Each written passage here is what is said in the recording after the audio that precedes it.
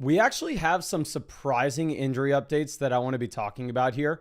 Some good, some bad. Obviously, the Igbuka stuff is pretty bad. But first thing I want to mention, it's not that surprising. So we were already told that Jaden Daniels, at the very earliest, he's going to be practicing on Friday. I would say the expectations are you probably aren't going to have Daniels this week. Now, if he does play, I would definitely put him in the starting lineup. But I'm not going to be banking on it for sure. I think if you have Daniels and no other backup quarterback, you probably need at the waiver wire, look for somebody if you can. Josh Downs gets in a full practice. Tyler Warren gets in a limited practice. So I think we can assume with them missing practice on Wednesday, it was probably just precautionary. And I think that they should be good to go this weekend. Maybe you look about Tyler Warren just a little more. Let's go ahead and let's look at the big storyline that we are going to have. This is going to be Igbuka not seen participating in practice on Thursday, dealing with a multitude of injuries here.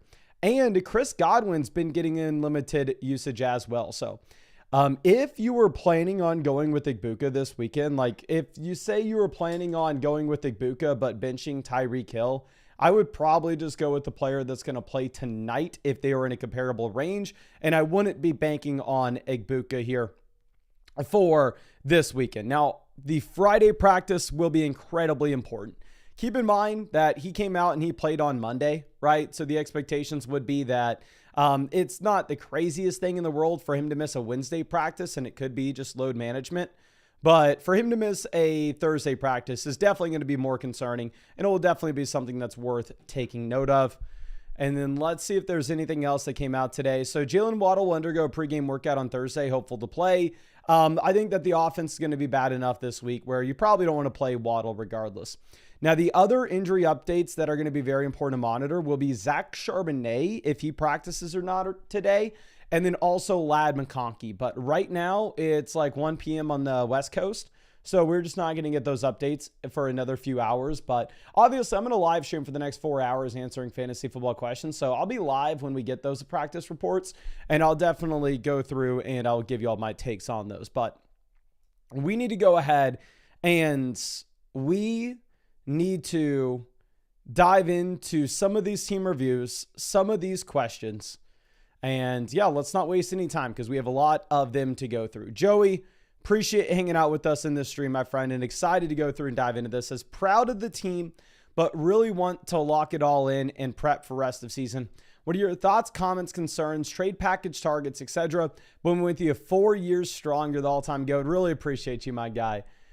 Looking at the team here, it's a 10-team format. That's a start 8 league. So wide receiver is definitely going to matter a little bit more here. I mean, you can start up to 4 wide receivers here weekly. So the wide receiver depth will be more important. And looking at the league analyzer, we are the number 1 team. Not only are we the number 1 team in the league analyzer, we've scored 275 points. So we're a top 3 team in terms of total points scored so far this season. Looks like maybe we got a little bit unlucky to lose a week, however, but we should be extremely strong.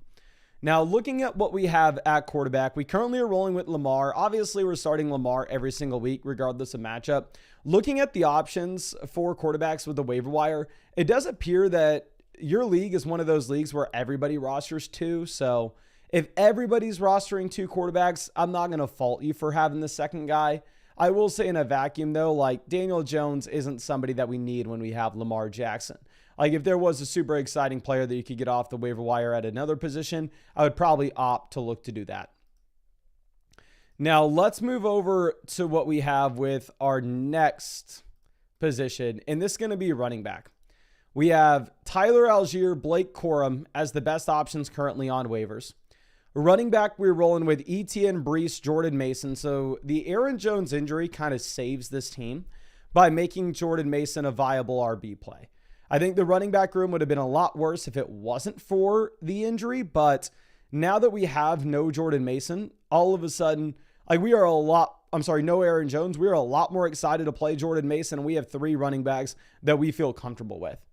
Now, looking at what we have with the receivers, we have Puka Nacua, Amon-Ra St. Brown, T. Higgins, Devonta Smith in the short term.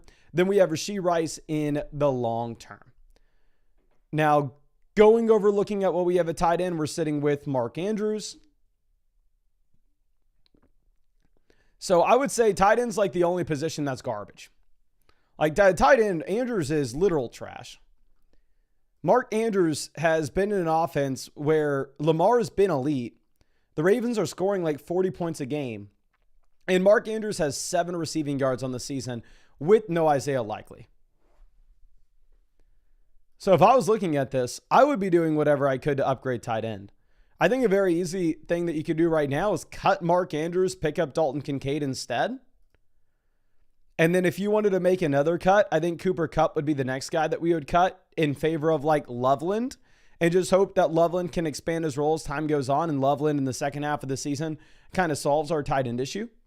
But another option that we have here is, now that you have Jordan Mason looking like a viable running back, if you wanted to go through and if it was possible for you to flip like any of your running backs for an elite tight end, whether that's Bowers, whether that's McBride, we'll go for it.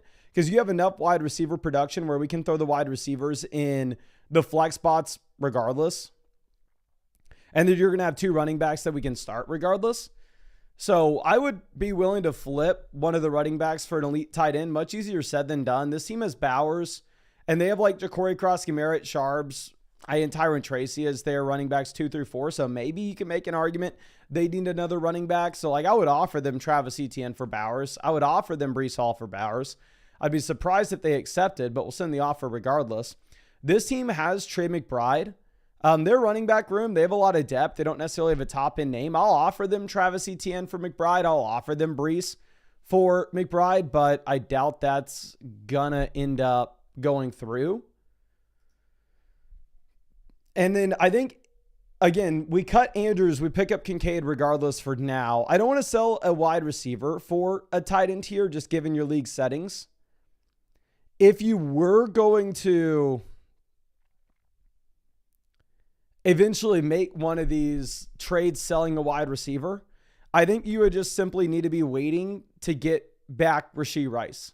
But once Rice was back, then at that point, I do think that you'd have the expendable wide receiver depth where you could afford to go through and you could afford to look to sell one of the wide receivers for a tight end. But clearly that's really the only thing that this team needs. But I wouldn't wait. There's no way you can justify putting Mark Andrews into your starting lineup for another week. So I would go ahead and I'd cut Andrews now. I would drop Dalton Kincaid, and I'd start sending out those offers for the tight ends by selling a running back, because I think Jordan Mason now does give you that flexibility. But I really appreciate you and really hope I was able to help you out in some way. And let me make sure I sent you over those free questions just in case there's anything that you want to follow up with here. And let me give an update of where we stand with the questions on the site for everybody that's watching this right now. But y'all know that we've been... apparently there's a Kraft injury now. We'll have to see what this is about. But y'all know we've been running out of time where we've only been able to have like questions open on the website for like 10, 15 minutes. Oh, yeah, this is interesting. But yeah, we've only been able to have questions open on the site for like 15 minutes at a time. Like yesterday, we opened up questions for 15 minutes and then we got like 4 hours worth of questions sent in to us. So what the devs have been working on over the past week is another option for the settings that I have where I can make it where people cannot purchase a question with dollars. But if they have free question vouchers, whether they got the season pass, they're an annual Mother Flocker, or they just won the free questions in the live stream, you can go ahead and you can send in the free questions that way. So if you have vouchers, you should be able to send in vouchers right now. But in terms of actually buying start set questions and trade questions, that's not an option right now. But yeah, so let's see. Tucker Kraft suffered a knee injury in Thursday's practice. Let's see if we have a video for me and Rappaport. Because again, I can actually share audio with y'all now. I'm fancy. No, we don't. But Ian Rappaport says, tight end Tucker Kraft, who had his breakout game against the Commanders, suffered a left injury in today's practice. Kraft will have it fully evaluated, but the belief is it's not a long-term issue. Absolutely brutal. And then we also get another report saying, I'm told wide receiver Jalen Waddle's expected to play today and a big factor in Miami's offense, blah, blah, blah. So Waddle's going to play. Kraft is injured.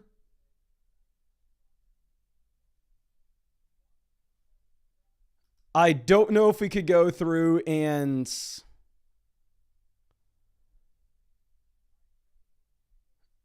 say like, oh, Luke Musgrave's interesting. Like, I don't know. Maybe like they have no other option but to roll with Matthew Golden and Romeo Dobbs, but it's tough. Now let's move over to Chavez. So started 0-2, first ranked in the league analyzer. Any suggestions from here? So we've scored 223 points. So like we are right here in the middle of the league with total points scored. So I understand that maybe starting 0-2 sucks, but I do think it's going to get a lot better from here. And one issue that we have to point out, right, and maybe we are high on the league analyzer for value going into the future, but we drafted Rashee Rice and Brandon Ayuk. So if you have Rice and Ayuk, the expectation will be that you're not necessarily hitting the ground running, right? It's going to take a little bit of time for this value to actually go into your starting lineup. Now, looking at what we have with our quarterback, we have Bo Nix, we have Caleb Williams. So we are just essentially playing the matchups between these two quarterbacks as of now. Looking at the options on the waiver wire, there are no quarterbacks here of significance. It's a 12-team start 8 format. So I don't necessarily think that we want to go through and trade for an elite level quarterback unless we're absolutely loaded at the other positions, which that's not the case as of now. Going over and looking at where we're at running back, we have Achane, Kamara, Etienne, and Ja'Cory Crosskey-Merritt. So we have 4 viable RBs. In terms of Dylan Sampson, I know Sampson looked really good week 1. Like, if we are looking at Dylan Sampson in week 2, however, he played 23% of the snaps. Like, this dude's a cut. Quinshon Judkins is just going to continue to expand his role. So I would cut Dylan Sampson. I'd pick up Ray Davis because if Judkins were to get injured, Dylan Sampson split in the backfield with Jerome Ford in one of the worst offenses in the league.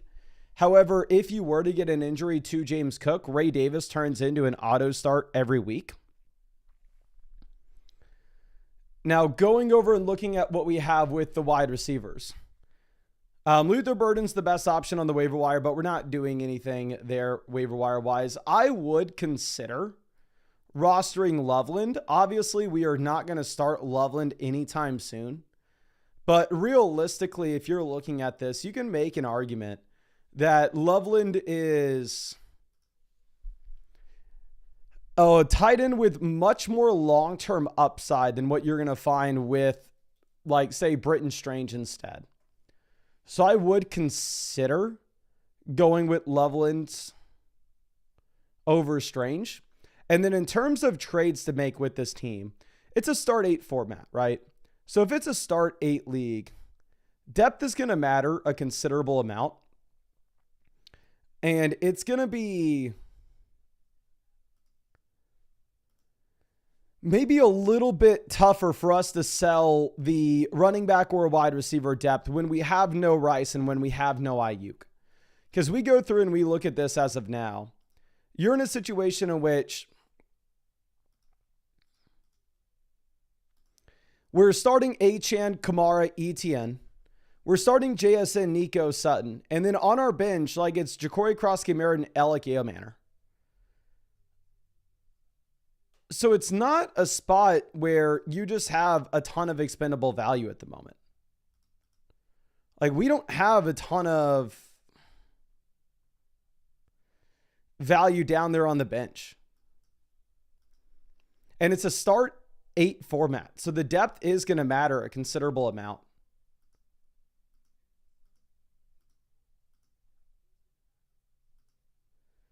So looking at what we can reasonably do here, I think long-term, once Rice comes back in, we can afford a tight end upgrade. But short-term, we're not going to. Short-term, we're just going to kind of leave it as is.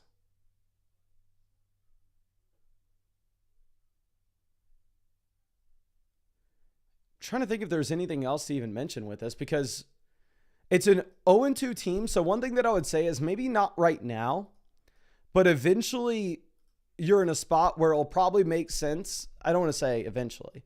There's going to be a chance that we want to go through and we want to sell Rashee Rice.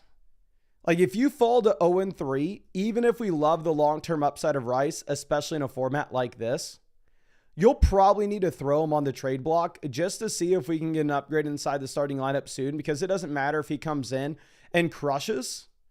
If we start off 0-3, we're just simply going to be out of it and we'll be screwed regardless. So I'm not making a trade right now. I really like your team. I would cut Dylan Sampson. I'd pick up Ray Davis. But if you were to fall to 0-3, then at that point, it probably does make sense for you to look to go through and sell Rashee Rice and just get some points in your lineup right now. But I really do appreciate you and really hope I was able to help you out in some way with this, my friend. And again, thank you so much for being a member of the flock. And I really hope we get to see you out in the live stream soon as well. Let me send you over some free questions, though, if there was anything that you wanted to follow up with us. Okay. Now, let's move this over to our next question. This one's going to be coming out from Clutty. It says, only put up 80 points last week.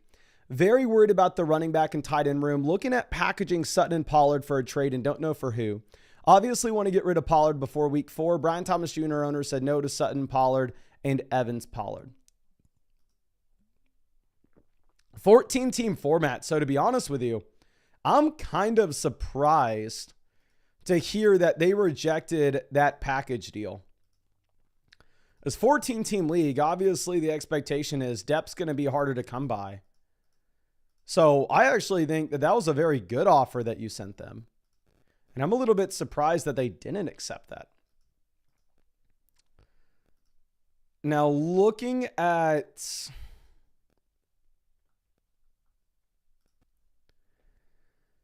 the team right now, we are second in the league analyzer. We're 1-1. We are at the bottom of the league in total points scored, though. So we've actually gotten a little bit lucky here. Looking at where we stand right now, it's a league in which depth is incredibly important. And this is going to be a 14-team start 8 format.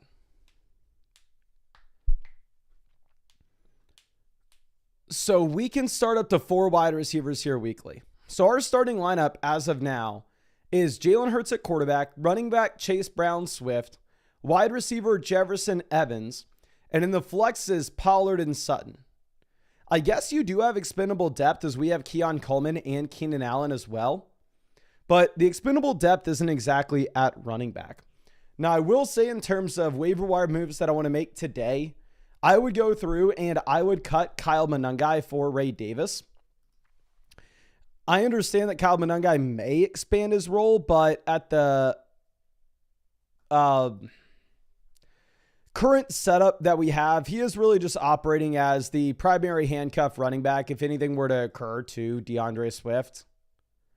And you can kind of say the same thing in reference to what we have with Ray Davis. Ray Davis is just a primary handcuff back. If anything were to occur to James Cook, he turns into an every week starter.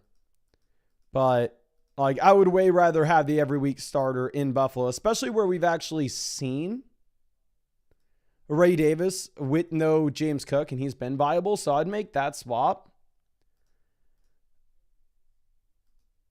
Then I'd probably leave everything else as is. So here's my thing. I think that this is a team in which we could very easily see, given these league settings, a league mate really needing an additional wide receiver starter such as Keenan Allen. I would say with your league settings, I'm sorry, man, but I'm not selling Pollard. 14-team format, if we're selling Pollard, I'm charging a premium. Like, there's no way I'm giving somebody a sweetheart deal on Tony Pollard given these league settings. But let's go through and let's see if we can find somebody that would need an extra wide receiver, because again, this is like the one format in which wide receiver depth is very valuable. We have a ton of it. So there's actually a shot that we can get something for it. Now let's go through and let's dive into this. We have Nico, Adams, Metcalf, Jennings for this team. So this team's okay at wide receiver. This team has Booty as their wide receiver 4, but they have 3 quality names. This team is Pearsall, wide receiver 4. This team is Worthy, wide receiver 4. This team with the Igbuka injury maybe is going to be sitting with like Jerry Jeudy as their wide receiver 2 and Shaheed as their wide receiver 3. There's a chance this is a roster here that could use an additional receiver. I would send them an offer right now of Mike Evans and David Njoku for Brock Bowers. Because again, you have the flexibility where you can just slide up Sutton, Keon Coleman, Keenan Allen, and be fine, especially knowing that we have the additional running back starter as well for one of those adept flex spots. Now, going over to our next squad that maybe needs some wide receiver help. This team has like Darnell Mooney, wide receiver 4. They don't really have anything compelling across the rest of their team, though. This team has Shakir, wide receiver 3, Wan'Dale Robinson, wide receiver 4. One thing that we could look to do with them is we could try to send them like 2 wide receivers and just get the 1 upgrade in return if they really needed the depth. Like maybe try to go through and send them the combo of like Cortland Sutton and Mike Evans for Jackson Smith and Jigba. And then we can just slide in Keenan Allen. Since Keenan Allen looks like he's startable, we can just slide in Keon Coleman if needed. And we're also going to get Brandon Ayuk back in the long term. I think that'll be something else that would be very interested with. This team has Calvin Ridley, wide receiver 4. They're okay. This team's okay with wide receiver depth. This team is like Matthew Golden, wide receiver 3, Christian Kirk, wide receiver 4, and Travis Hunter is their wide receiver 2. I would go out there and offer them Mike Evans for Trey McBride. I'd go Evans and Njoku for McBride and just see what they say.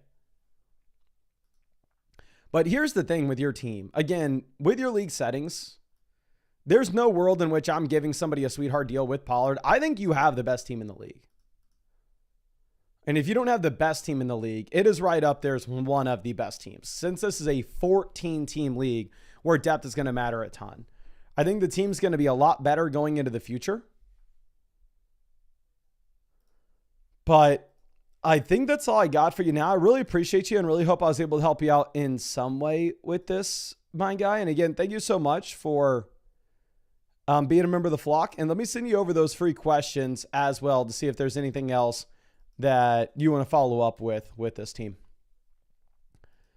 But I see Phil says we had 100 likes in the stream. I just got to fly through this stuff. So we're going to wait until we get 200 likes in the stream. I think we're going to do the giveaways every 200 likes. We'll still do the same amount of giveaways, but I don't want to have to take so many breaks over and over again. So if you haven't already, we're going to be giving away a bunch of free questions in this live stream as we always do. All you got to do to get those free questions is hit the like button and make sure that you are subscribed to the channel as well. Now, our next team's going to be Nate Logan. Says, really curious what you think we can do in the running back room, and congrats on the engagement. Thank you so much, my guy. This is the meat and potatoes. Let me send you over some free questions before I forget. We are currently 4th in the league analyzer. It's a league in which we can start 4 wide receivers weekly. We're 2-0. We've scored 249 points, so that also means that we are 4th in this league with total points scored. And we are sitting here with a ton of wide receiver depth. So first things first, we have Josh Allen at quarterback. So when we have Allen here, we're in a situation where we don't need to roster another QB. Now, there is Caleb Williams on waivers. And obviously, Caleb's a very compelling waiver wire pickup if he is free. But when we have Josh Allen, I don't think you need to go out there and get him. I mean, this is a very similar spot that I find myself in as well. Like, I also have Josh Allen. And in my league, there are also solid quarterbacks on the waiver wire, literally just like Caleb Williams. And I just roll with Josh Allen. So I think you probably are going to be leaving this as is. Now, looking at what we have at running back, we have Derrick Henry, Javonte Pollard, Scadaboo. So your running back room is great. Derrick Henry, quality RB1. Javonte looks like a quality RB2 at this point. Tony Pollard, quality RB3. Cam Scadaboo's taking over as the starting running back in New York.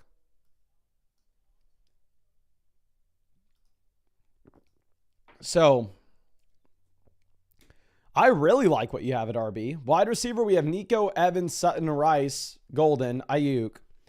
So it does explain, I was going to say explains maybe why we're not producing a ton right now, but we're 2-0. Right now, in terms of the league standings, we are the number one team in this league. So you're the number one team in this league, while at the same time, we're not even getting anything from the receivers yet. The receivers such as Rashee Rice, Matthew Golden, Brandon Ayuk down there on our bench. We have Tucker Kraft and Harold Fannin at tight end. I would say if you have Kraft, you're starting him every single week, regardless of matchup. Maybe we can go through and maybe we could look to see what we could get for Harold Fannin. But we just got word that you actually have an injury popping up for Tucker Kraft in practice. So we definitely want to keep the other tight end here. This is a great team. I would personally cut Kayshon Boutte. I don't see a world in which you're putting Kayshon Boutte in your starting lineup. He just had one target this past week, and Diggs will expand his role as the season goes on. I would probably cut Boutte. I would honestly pick up Caleb Johnson instead, just in case. If you don't want Caleb Johnson, I would pick up Alec Eomanor.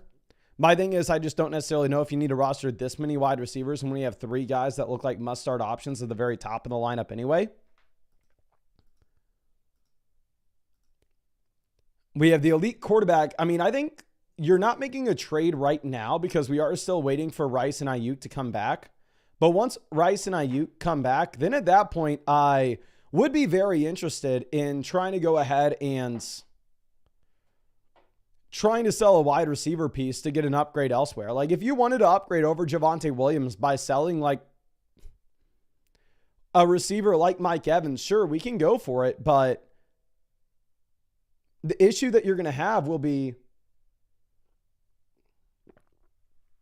you don't have Rice and you don't have Golden and you don't have Ayuk as viable pieces right now.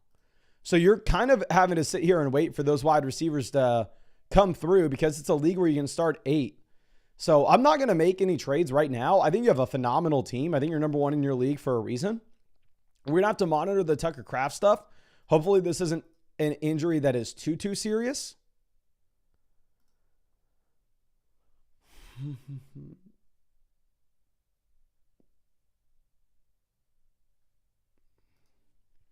Let me see if I can find any additional news with the Tucker Kraft thing. What are the tight ends on the waiver wire currently? You have Loveland out there in waivers. Maybe actually cut Boutte for Loveland.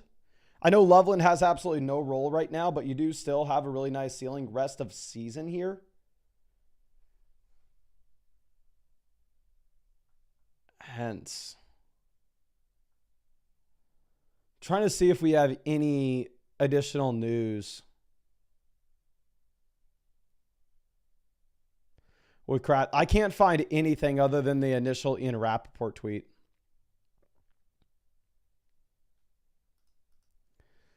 So yeah, if you wanted to drop Boutte for now and pick up Loveland, and then once you get Rice, Golden, Ayuk, 2 of these guys producing, then at that point I think you can go ahead and you can look to sell a wide receiver depth piece to upgrade running back. But you're in a really, really good spot at RB now. But I really appreciate you and really hope I was able to help you out in some way here, but you're number one in the league for a reason. You're in a great spot. And I sent you over those free questions as well in case there was anything that you wanted to follow up with. But we're going to get to Bill to the moon in just one second. However, let me take a break and let's go through and let's answer some of the quick questions first. Okay. Now let's move this over. So book with the start sit. Here at wide receiver, I'm going to go Tet over Igbuka at this point with the Igbuka injury. And then we're going to go with Chase Brown in the flex. Jordan Mason's compelling over Chase Brown, but Chase Brown has been the only running back to have a carry in Cincinnati so far. Travis trading Tracy, JCM, Stephon Diggs for Jordan Mason, Mike Evans, Quentin Johnston. Diggs, Johnston, they're the same player at this point. JCM, Jordan Mason, tomato. I'd way rather have Mike Evans over Tyrone Tracy. So we're going to go the Mike Evans, Jordan Mason side pretty easily. Tracy looks like he's the backup running back now with the Giants. And this is actually good news for Ladd McConkey owners. It does look like Ladd McConkey is at practice now. So Um, looks like Ladd McConkey is going to be okay. Now, Schuler, this is Kenneth Walker and George Pickens versus Jonathan Taylor. I would much prefer Jonathan Taylor here, unless we get word that the Charbonnet injury is like super serious. But we are going to give away some free questions in the chat real quick. So we just hit 200 likes on the stream. All you got to do to get those free questions again is drop a like on this live stream and then drop your flockfantasy.com username in the chat. And then we'll go ahead and send some free questions out to y'all. Okay.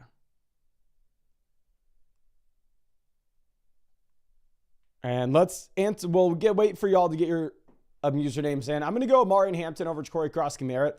Amari Hampton's averaged about 71% of the snaps played in Los Angeles so far this year. Corey Krosky-Merritt has averaged about 30% of the snaps in Washington.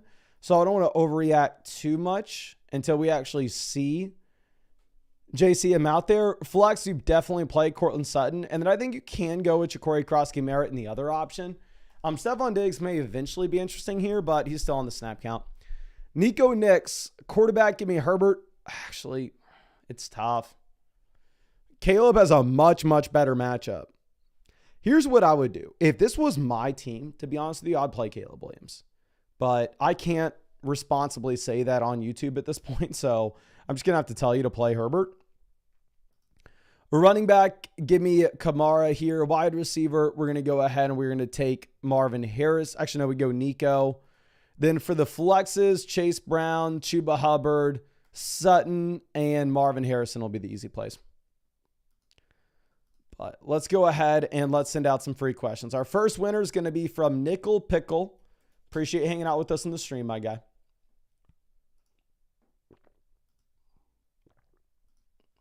Okay. Nickel Pickle. Just found you and just sent you over that free start sit. Appreciate you hanging out with us. And let's find somebody else too. We got Ballin_luck.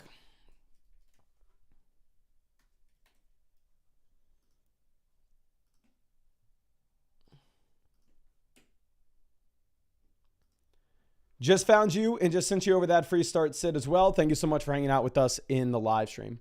Well, Rich Pedro trading Chase for Kamara, Judkins, and Flowers. The 12 team, 2 wide receiver, 1 flex. I'd still hold on to Chase here. Don't get me wrong. I'm scared.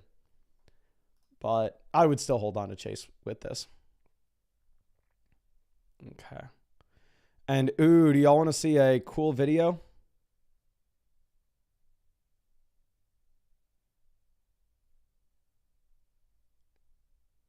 Oh, y'all are going to be excited for this video. I'm excited.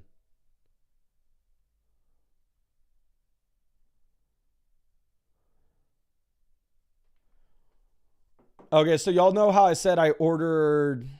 We're going to have about 2,500 hats to send people from the website. So if you're an annual mother flocker on the site, we're about to get you hooked up. But... it's a little nerve-wracking because we spent more money buying these hats than I've ever spent money my entire life. And, but the guy that we bought them from just sent me this video. They got the hats in. They're working on them. They're making them.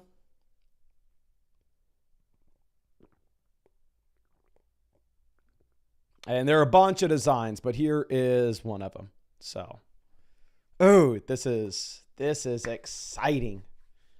And we got, Jared says, how do you get a hat? So if you're a member on the site, whether you're an annual mother flocker or if you have a season pass, what we're going to do is we're just going to post a Google form on the website that says like, hey, fill this out. Give us your username of the site on the site. Give us your preference with all these hat designs. And give me your address so I know where to ship the hat. And then we're going to go ahead and we're just going to send out the hats to those people. We're not going to have them for sale just because it's a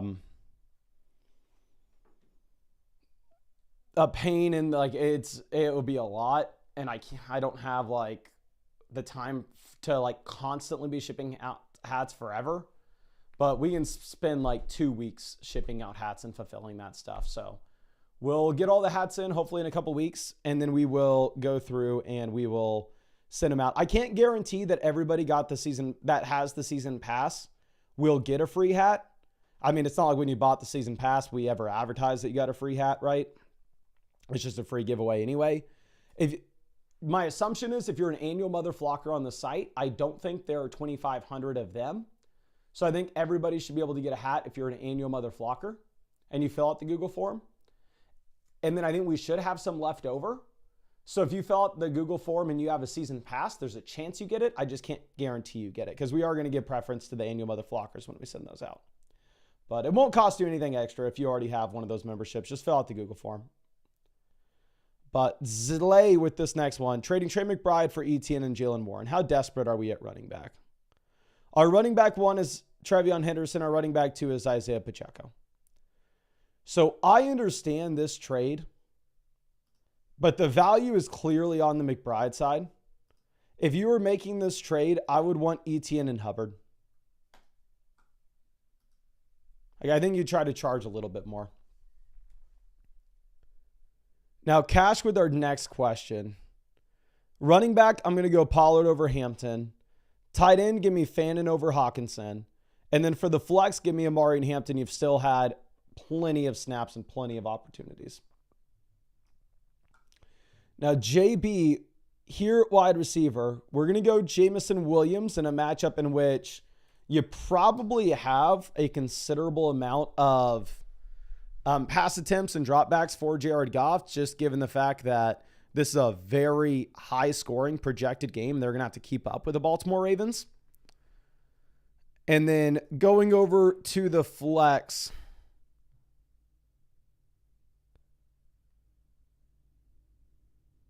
I would have gone Quentin Johnston over Travis Hunter if Ladd McConkey was looking like he was going to miss. But it does look like Ladd McConkey is going to play, so we'll go with Travis Hunter. I hope the big Q beats him, though. Definitely drafted way more Quentin Johnston than Hunter this year.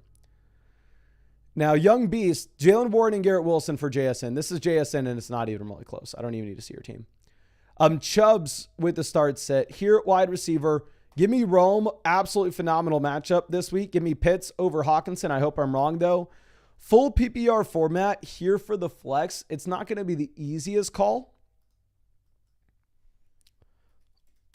It's going to be down between Tet, Marv, and Pollard. Let me pull up what I have for my wide receiver rankings at the moment this week. Okay, Mason Dodd. Wide receiver. So wide receiver right now between Marv and Tet, I have Tet 21. I have Marv 23. So far this season, Tet's been the wide receiver 21 this season. Marv's been the wide receiver 38 this year. Pollard's going to get a tremendous amount of volume, however. Like, you can go through and see that Pollard's played 88% of the snaps in back-to-back weeks at this point. So to be honest with you, if this was my team, I may just play Pollard. But we just got apparently a Pitts injury update. Let's pull this up. What is going on with Pitts? And I'm sorry if I keep looking up. Like, I don't know if my neighbor just dumped their grill, but there's a ridiculous amount of smoke as if there's a fire happening right outside this window. Okay, so let me see if I can find a Kyle Pitts injury update for y'all.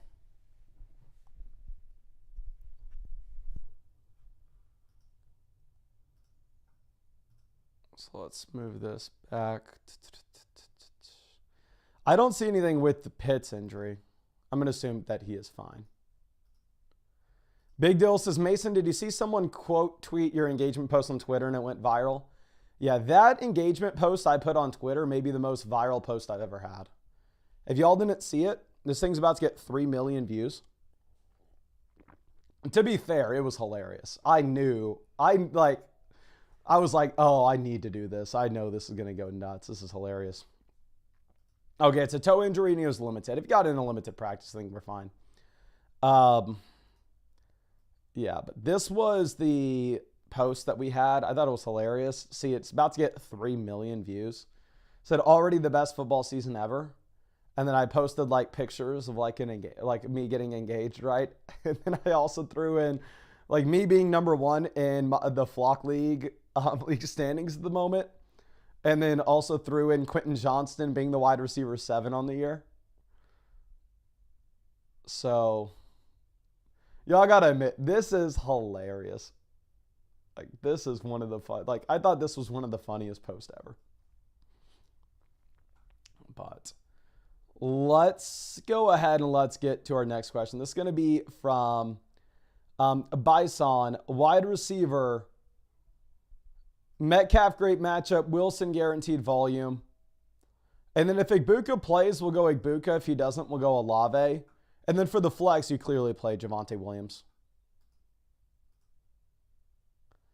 Now, Fantasy Guru, running back, play James Conner over Ja'Cory Cross-Merritt.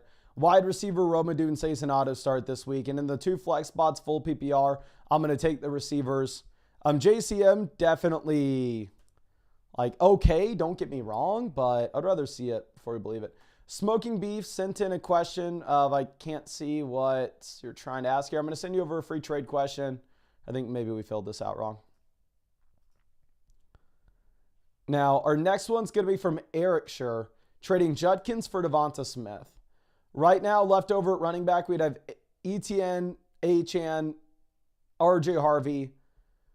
Wide receiver, Smith would be like our wide receiver 5. So I think it's a fine deal. I'm not going to sit here and say that it's phenomenal. But Nico trading Judkins, Tet McMillan for Ashton Genty. Oh, for sure. 10 team, 2 wide receiver, 1 flex league. Give me Ashton Genty there pretty easily. Now, D's nuts, quarterback, Kyler versus Goff. Not the easiest spots. I currently have Goff ranked 14, Kyler ranked 12th. Goff has averaged 22 points per game this season. Kyler Murray's been at 16.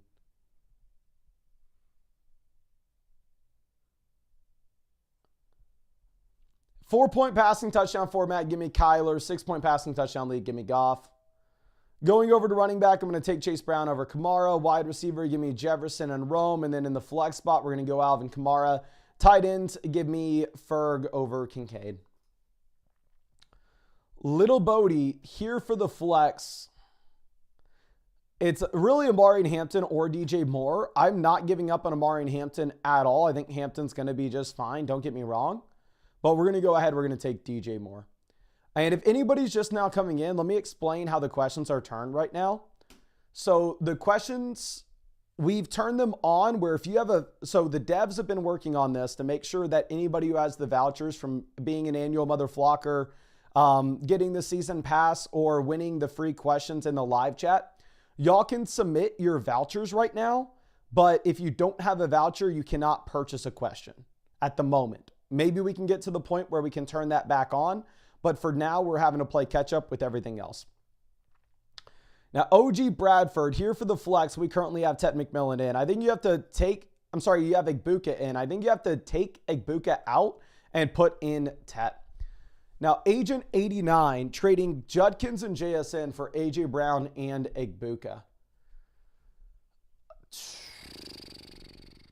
Do we need the extra wide receivers? No, like, here we have Puka, Mike Evans, Tet, Waddle, and Rome. You already have 5 incredible receivers, so just give me the best player. Just give me Jackson Smith and Jigba. We don't need to pick up an extra depth piece. OG Bradford here for the flex. Right now we have in Jacoby Myers. Probably leave it that way. I don't think you put in Devonta Smith for him. Now the Savage Gangster for the flex, we're looking at DJ Moore, Pickens, J-Mo. I think all 3 of these wide receivers are going to be in phenomenal game environments.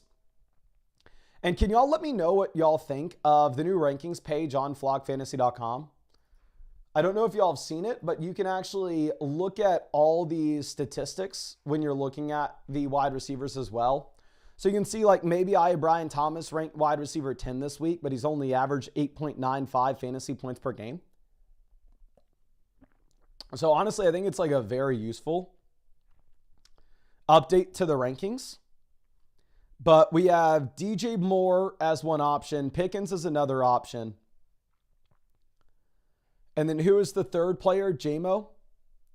JMO averaging 12.7 points per game, Pickens at 11.9, DJ Moore at 9.1. The reason I have DJ Moore up here is we do have, but it looks like people like the rankings updates, which is really good to hear. And it should get better soon. There are like a little bit of, there are a few tweaks that the devs are going to make over the next few days with those. But looking at what we have with DJ Moore, it's just a phenomenal game environment going up against Dallas, where right now you actually do have the Chicago Bears projected out to be, I want to say, the third highest scoring offense on the week. Bear Maulings trading Travis Etienne and Kincaid for Bowers. I have Etienne on my own fantasy team. I'd love to sell him at that price. TJ selling George Pickens, Jamar Chase for Brees and Lamb. Chase to Lamb, massive upgrade. Pickens to Brees upgrade. So yeah, I mean, that's going to be the CD Lamb side easily. I would maybe even have done that before the Burrow injury. Willie, here we need help with the flex. Right now our best options would be like Travis Hunter, Stephon Diggs. I think we're going to go ahead and we're going to take Travis Hunter here pretty easily. Now let's go ahead and refresh this. I think we're going to pull up some more team reviews real quick. And yeah, let's swing this back over and let's get some team reviews. Here's what I'm going to do. I'm going to leave team reviews on all day today. And if you send in a team review, I cannot guarantee that it will be done today, but I can guarantee that it will be done at some point before the games on Sunday. But this is Build to the Moon. Again, the Dynasty team reviews we're going to skip by for a dedicated Dynasty live stream. Let's move this over. Says, hey Mason, hope you're doing well. I'm wondering where we should go forward. I've made a couple trades already. Reed and Dobbins for Pickens and Flowers. Great trade. And Laporta for Tet and Kincaid. Love that one as well. Let me know what you think about the trades and what we should do going forward. Congrats on 2-0. Thanks. Thank you, my guy. So we have Derekking my Henry right now. I've seen y'all leaving a bunch of comments along those lines down in the comment section. Like, I don't even repeat some of the ones that I've read from y'all, but we have read some grotesque comments this year. We're 1-1. We are right now halfway in this league in terms of total points scored.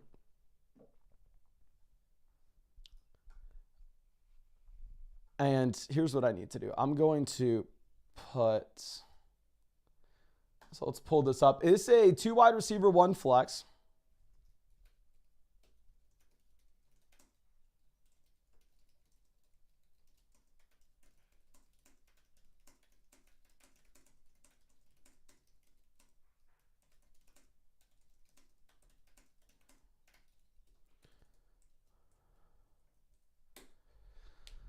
It is a league in which quarterback tight end is going to make up a pretty high percentage of our starting lineup output, just because you can't get that many wide receivers in your starting lineup.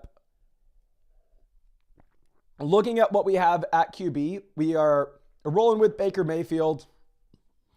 Baker's in the range where he's probably better than most streaming quarterbacks, but he's not like a true elite level name.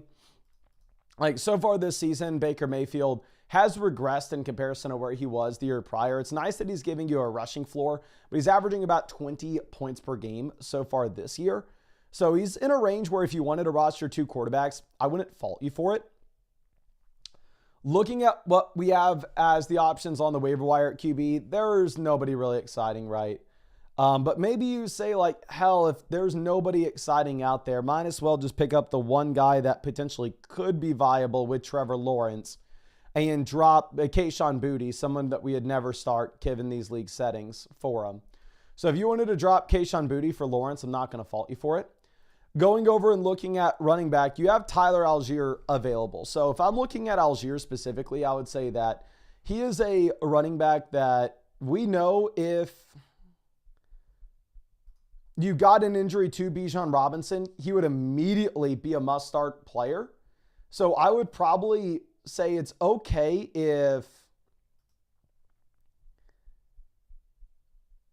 you wanted to drop Boutte for Algier. I think just Kayshon Boutte is somebody that you got to drop here. But running back, we're great with Derrick Henry, Josh Jacobs as our top 2 RBs. Ja'Cory Cross-Merritt, quality running back 3.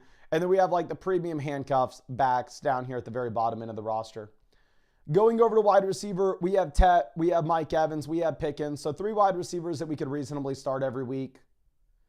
We have the upside long-term shots with Matthew Golden as well as Brandon Ayuk. Tight end, we have Kincaid. I love the team. I mean, you don't really have any expendable value, so I don't necessarily see like any trades that stand out for us where it's like, hey, man, you got so much wide receiver value. We got to go make a trade for a better quarterback. Like, you don't really need to do that. I think that naturally you are in a really good spot here, and I would actually probably leave this as is.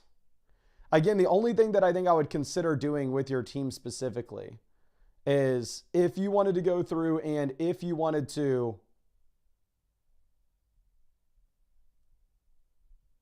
like cut booty and pick up either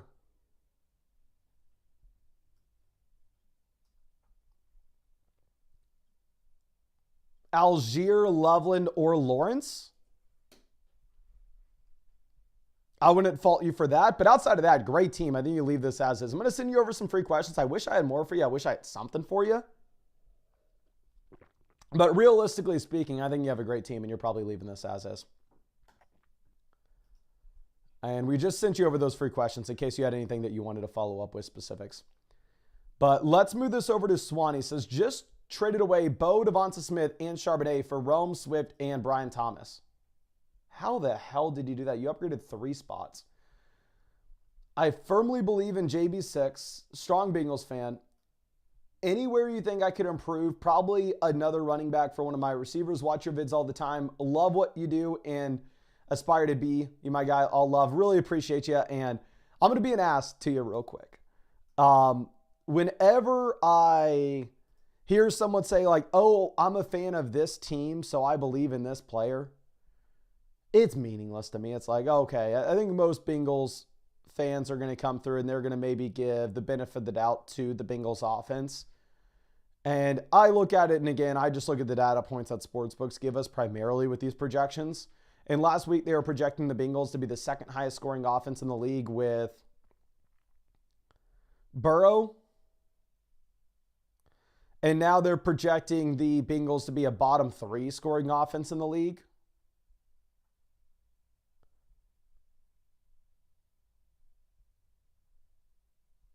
So I would be worried, to be honest. But we are the number 1 team in this league in terms of value. In terms of points scored, we are near the bottom, which is pretty disappointing. So here's going to be the thing with our team. It's a league in which you can only start 2 wide receivers and 1 flex. So in a league which you can only start 2 wide receivers and 1 flex, the wide receiver depth's not going to matter much. Having the elite quarterback, having the elite tight end is going to be a pretty big deal here. So when we're sitting with Justin Fields and Jake Browning, I know that you're a Bengals fan. You can't do this to yourself, my guy. Root for Jake Browning, get excited about Jake Browning, but you got to play Drake May over him. You got to play Caleb Williams over him.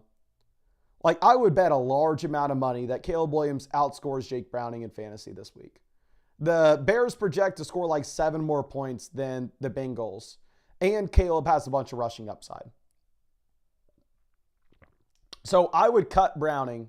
I would pick up Caleb or May. I would probably go Caleb. I would cut, honestly, Fields and Browning, and I'd pick up both Caleb and May and play the matchups weekly. And I think Caleb has a much better matchup this week against the Dallas Cowboys. I think arguably it's the best matchup you could possibly ever ask for. Now, looking at what we have at running back on the waiver wire, for me, I think you drop Matthew Golden. Like, Matthew Golden is not startable anytime soon, right? But you do have long-term upside. But you can say the exact same thing with RJ Harvey. And if we were going to be looking at, like, Golden versus Harvey, how could you ever get a wide receiver into your starting lineup, considering the fact that you have Lamb, Nico, Brian Thomas, Rome Odunze, and this is a league in which you can only start 2 wide receivers and 1 flex? So I would cut Matthew Golden. I would pick up RJ Harvey. If you were out on the Isaiah Pacheco experience, hell, I'd be fine cutting Pacheco for Harvey instead of Golden. But regardless, RJ Harvey is somebody that's going to be worth the roster spot here for sure. Going over to receiver, nobody on the waiver wire is super interesting. We have the elite tight end with McBride. You have a great team. I think the team's going to be much better. I just don't think you can ruin this. Like, I think you'd be taking on so much risk by starting Jake Browning over Caleb Williams this week. You would have to be going out there and saying, I know so much more ball than anybody else, that the projections that put the Bengals as a bottom 5 offense in the league this week against the Vikings versus the projections that put the Bears as a top 5 offense in the league this week against the Cowboys, both of them are wildly off in opposite directions. You can't afford to lose this week either, as you're 0-2 and your team's too damn good either.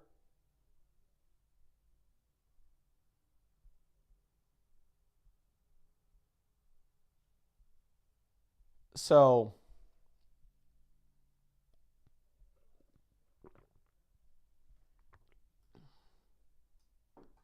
I love your team. I would cut either Golden or Pacheco for RJ Harvey. I would cut both Fields and Browning for Drake May and Caleb Williams, and then play the matchups with those quarterbacks. But since it's a 2 wide receiver, 1 flex league, I would probably opt to cut Matthew Golden for Harvey instead of Isaiah Pacheco for him, however. But I really appreciate you and really hope I was able to help you out in some way with this, my friend.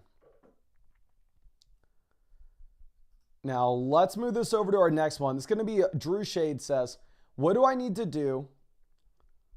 I auto-drafted, and this is my team, how it turned out. I'm 0-2. So we are Darnell mooned me. I'm not going to lie. It's pretty funny. We are 0-2, but we are 5th in the league analyzer. We've scored 250 points, right? Or 260 points. So, I mean, you're in the upper half of this league in total points scored.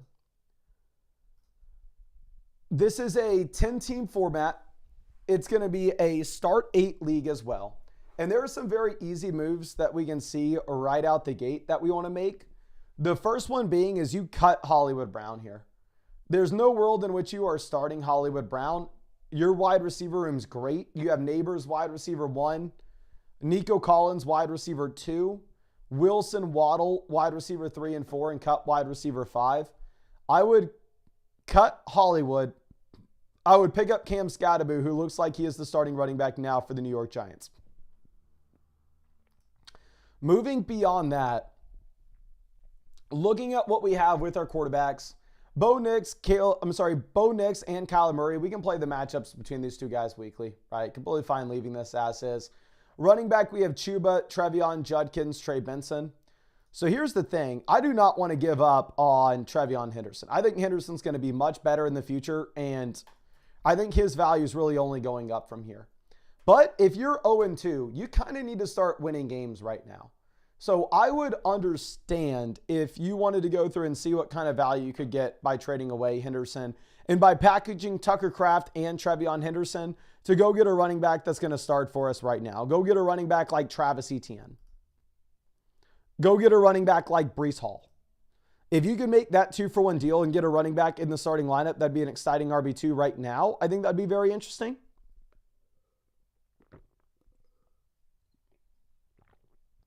Looking at what we have with our wide receivers, again, we're so loaded at the very top that we don't need to be rostering this many. And then with Tucker Kraft, I wish we would have tried to make that trade yesterday, because now it's just going to be a little bit tougher. Again, because you're in a situation in which you have the Tucker Kraft injury, but especially with the Kraft injury, you're 0-2. You can't wait for his value to recover, right? So even if you're selling him at the loss, where he is the tight end 1 in total fantasy points so far this season, I had him ranked tight end 4 rest of season before this injury report came out. So even if you're not getting this kind of price point for him and you're having to sell him at a discount, I would still consider it. Just because, again, at the end of the day, you are really needing to optimize 4 points right now, and we can't worry about selling at a long-term loss. And we need to just try to win right this second. Now, I really appreciate you and really hope that I was able to help you out in some way with this. And again, thank you so much for being a member of the flock. Okay. Now, Nomi is with our next question. It says, what are your thoughts on the team? Overall, I feel okay. Could get a little stronger at running back and tight end. I currently have the Chase Brown owner wanting to trade with me. What trade recommendations would you have in players to target from any teams, or stay as is for now? Okay, we are next up. We're the second team in the league analyzer. We're 1-1. We've scored 214 points, so we are near the bottom of the league with total points scored.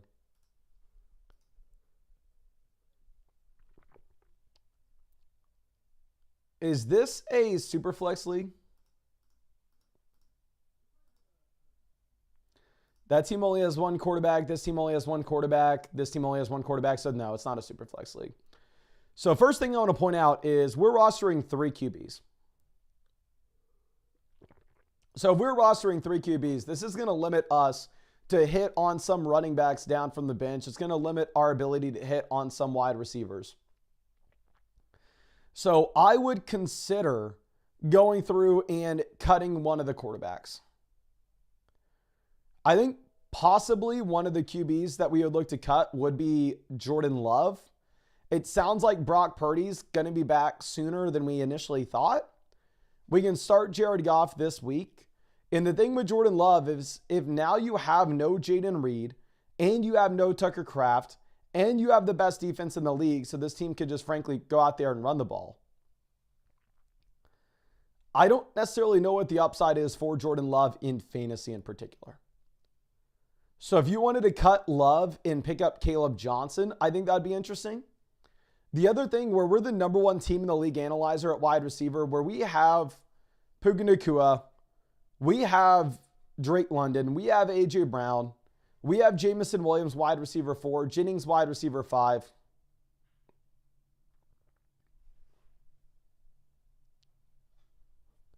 Like, reasonably, you don't need a roster Kayshon Boutte. Boutte's never hitting your starting lineup.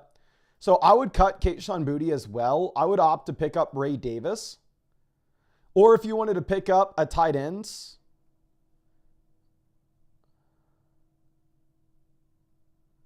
like Hunter Henry, I think that would be in play as well. So cut Love, pick up Boutte. That'll open up 2 roster spots. Running back and tight end are our biggest weaknesses. You can pick up the combination of Caleb Johnson and Ray Davis to just give us some miscellaneous upside down there on the bench.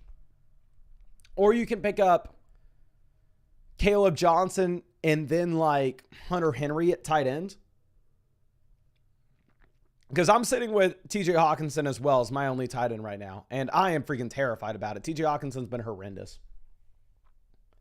I believe TJ Hawkinson has like 2 receptions so far this season. I wouldn't want to sell these wide receivers because it's a league in which you can start 4 wide receivers weekly. I actually love the fact that we're built around wide receivers at the very top. And we have 4 to 5 guys that we're comfortable with. I just don't think we need to be rostering so many of them at the bottom end of this team.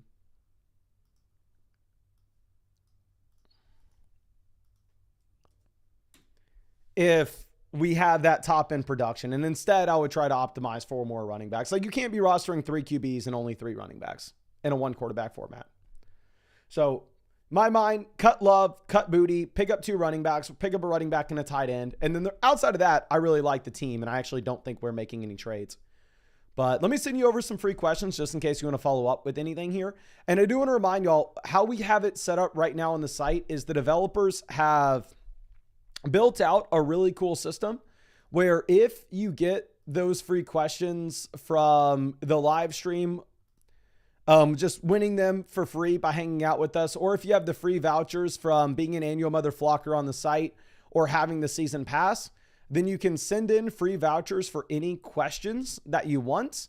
We're not selling start sit questions, not selling trade questions in the moment, just because it is hard for us to keep up if we just have everything open. You can buy a roster review, but the roster review I can't guarantee that it will be done today. It may get done tomorrow instead. But, and it looks like we had 400 likes on the stream. So let's go ahead and let's send out some more free questions for people in the chat. All you got to do to win those free questions in the chat, send them in on the stream, is drop a like on the live stream and then drop your flockfantasy.com username in the live chat. And then we can go ahead and we can get you set up with those free questions. We'll pick a couple people for them. Now, as we wait for y'all to drop your usernames in the chat, the next team we're going to look at here is Ophi Dion. And I know we have some of these other teams at the top, but again, we're going to save those for a dedicated Dynasty stream. Says, I'm really struggling to figure out what to do at 0-2. I know it's a victim of Brian Thomas Jr. and Kittle. Anything you see that we could do to avoid going 0-3 or simply improve the roster? I know you can't always get to everyone in time. Thank you so much for what you do. I really appreciate you, my guy, and really excited to check this out. So the first thing that I want to mention is we are 7th in the league analyzer in value, and we are 7th in the league analyzer when it comes to total points scored. It's a 2 wide receiver, 1 flex league, so the wide receiver depth's not going to matter, and we maybe just got saved with Jordan Mason. But before we get to everything here for you, let me send over some free questions to people in the chat. First one for James. This is Lemonade Delary. Just found you on the site and just sent you over that free start set question. Thank you so much for hanging out with us in the stream. And let's go ahead and let's send one out for J.K. Nels as well. J.K. Nels. Just found you and just sent that your way. Really appreciate you hanging out with us in the live stream too, my guy. Okay. So let's go through and let's dive into this now. So I love the fact that you have Lamar Jackson with your team with these league settings. I think having Lamar in a league like this where quarterback's going to make up such a high percentage of your starting lineup output weekly, absolutely phenomenal, and you love to see it. Going over to Gibbs, Pollard, Jordan Mason, really solid running back room as well now that Jordan Mason has turned into an every week starter. I would probably play Jordan Mason over Tony Pollard as well here in the short term. And honestly, with that in mind, I probably need to flip them in my rest of season rankings. Like, I have Tony Pollard on my own team. I would probably trade Pollard for Jordan Mason because realistically, I would rather start Jordan Mason in the short term, and Spears is going to be coming back quicker than Aaron Jones is. Yeah. So start Jordan Mason here. But yeah, honestly, that's going to put you in a really good spot. I would say waiver wire pivots. There's some very, very easy pivots here. RJ Harvey is still easily worth a roster spot, even on an 0-2 team, even on a team where we are trying to optimize for the long term. I would still very much like to sell RJ Harvey. I'm sorry, pick up RJ Harvey for free. If you could just cut Troy Franklin for Harvey, I would do it. Wide receiver, I would also consider, I hate to say this, and I really hope I'm wrong. You know, there's not a single player in fantasy football that I have more dollars invested into than Quentin Johnston. But for me, I think I would rather have Jawan Jennings over the big Q, as bad as that sounds. So I would cut Quentin Johnston. I would cut Troy Franklin. I would pick up the combination of Jawan Jennings and RJ Harvey. I will say that if you wanted to cut Joe Mixon, if he's not on your actual roster, if he's not on your IR, I would do that. But my hesitation with it is I'm assuming he's on your IR and I'm assuming he's not actually taking up a roster spot. And so here's the trade if you were to make one. The trade if you were to make one is selling Kittle. And I would also consider dropping Harold Fannin for Jake Ferg, to be honest with that as well. I think I would start Ferg over Harold Fannin. And you're 0-2, so you need to think about how we get points in this lineup right now. But if you were going to make a trade, in my mind, it would be selling, George Kittle and a wide receiver like Metcalf to get a better wide receiver too. Or George Kittle and Chris Olave and go and get a better player for the flex. Because again, I absolutely love George Kittle here in the long term, but There may be a team that's 2-0 at the moment that's willing to go out there and trade for Kittle. Whereas obviously we're in a spot where we just kind of need to win games, because if we fall to 0-4, it doesn't matter if George Kittle comes back afterwards and then he's the tight end one rest of season. You fall to 0-4, you're probably done. It's not a guarantee, but probably. So I think you make the waiver wire pivots that we just talked about no matter what. And I would say that with any team, regardless of record. But on a team that's 0-2, I think we would probably go through, and I think we would also consider selling Kittle with one of these other wide receivers to go get an upgrade, either at wide receiver or for the flex. But I really appreciate you and really hope that I was able to help you out in some way with this, my guy. And yeah, I really appreciate hanging out with us, of course. Now, Dinko with our next one. This is a start sit. Our best option down here on the bench is going to be probably Kayshon Boutte, and there's no way in hell I'm putting in Kayshon Boutte over Matthew Golden with all the injuries in Green Bay right now, so I think you leave that as is. Now, Boston Cream Donut. This is Nico and Godwin for Derrick Henry. 2 wide receiver, 1 flex league. Right now, our running... Yeah, we have no Aaron Jones, we have Joe Mixon, and we have 2 rookies. And we have plenty of wide receiver production. So yeah, honestly, I think this is a trade that you'd make to go get Derrick Henry in this scenario. Bauer Rangers with the start sit. I believe you won the free question in the stream last night. So again, appreciate you hanging out with us, my guy. Here, running back, we have Achane Brees. Wide receiver, we have Brian Thomas. Tight end, Bowers over Kraft for sure now. And then for the flex, we're probably going to go J-Mo in a spot in which the Lions are going to be forced to throw the ball. Now, Hunna B26. Here for the flex, we're going to go ahead and we're going to take the combination of Ricky Pearsall and Devonta Smith. I really hope I'm wrong, and I really hope Quentin Johnson outscores him, but it would be tough to ever project that. Raul Duke says, want to stay ahead of the Godwin injury and upgrade for the flex. Yeah, I mean, I had Igbuka as that sell high candidate last week when everybody was head over heels for him. I still think that he would be an interesting sell if you could get this kind of price tag, but I would just assume in the majority of instances, you wouldn't be able to get a player like Travis Etienne for him still. But if this is on the table for you, hell yeah, we're going to go out there and we're going to take it. Now, let's move this over to our next one. This is going to be C. Mako. Here, running back, we're going to go with Amari and Hampton over these other names still easily. Hampton's still averaging 70% of the snaps. We'll go Mike Evans at wide receiver easily. You may have to consider a different tight end here. Monitor the Kraft injury update. And we're going to go with Igbuka if he plays. If he does not play, we would go with Jennings. And if Jennings doesn't play, then we'd go with Ridley. But a lot of injuries to monitor there at wide receiver. Now let's move this over to Raul Duke. Always happy to see you. I know you're a long-time member of the flock and you always hang out with us, my guy. But let's move this over. It says 1-1 with the 3rd highest score. Not feeling great about my skill positions. Trying to move Igbuka for a decent flex running back. It's a stupid half point per carry league. Was quarter point with bonus for rushing first downs. So this is a league in which we will never put a wide receiver into the flex spot. If you're putting a wide receiver into the flex spot, you are getting crushed. Tony Pollard this past week would have had 10 points just off of his carries. The 20 Tony Pollard carries are worth 100 receiving yards in this league. And also, having the elites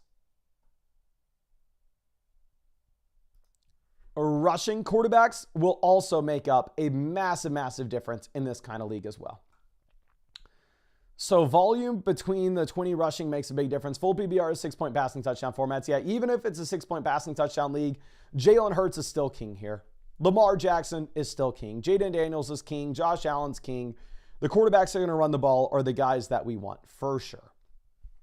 They're just going to score so many damn points. So I would ignore the league analyzer, to be honest, with the overall values. I would just focus in on the positional values. So I love that we have both Jaden Daniels and Daniel Jones as the backup. Quarterback, phenomenal. Tight end, we have Ferg and we have Chig. It's all right. I would say I would probably cut Chig for Jonnu Smith, but that's just me. It's going to be up to you. I want to be rostering as many running backs as I possibly can. Here, again, this is a half point per carry league. Insane. So if I was looking at this, what I would do right now is I would do anything that I could to sell a wide receiver for a running back. It's a league in which you have multiple flex spots. I want to be, I want the, like my team in the flock league would go insane with these league settings. And that's what I want to build around. The fact that we like don't have a phenomenal running back room, it's not great.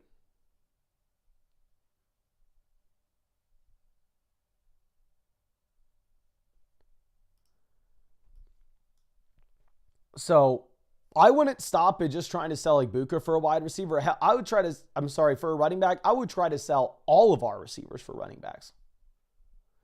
I'm fine with just having the 3 wide receivers of Sutton, Rome, and Juwan Jennings being left over. If we could pivot from Brian Thomas to Breece Hall in this kind of format, Breece Hall is going to run laps around Brian Thomas with scoring. Like, let's go through and let me do just a comparison with our running back and wide receiver values rest of season. And let me just make some adjustments for your format so I can show you like exactly what I'd be selling your wide receivers for. So let's go ahead and let's pull this up. And come on, site. Are we not going to load the stats here for us? You're going to make me refresh this? There we go. All right, so let's sort by mind. Mason Dodd, running back, wide receiver. Okay. And it looks like this is not working, so I'm going to have to send this to the devs. But, I mean, we're still going to be able to see this regardless. It's just a bug with the site that I need to send to the devs real quick.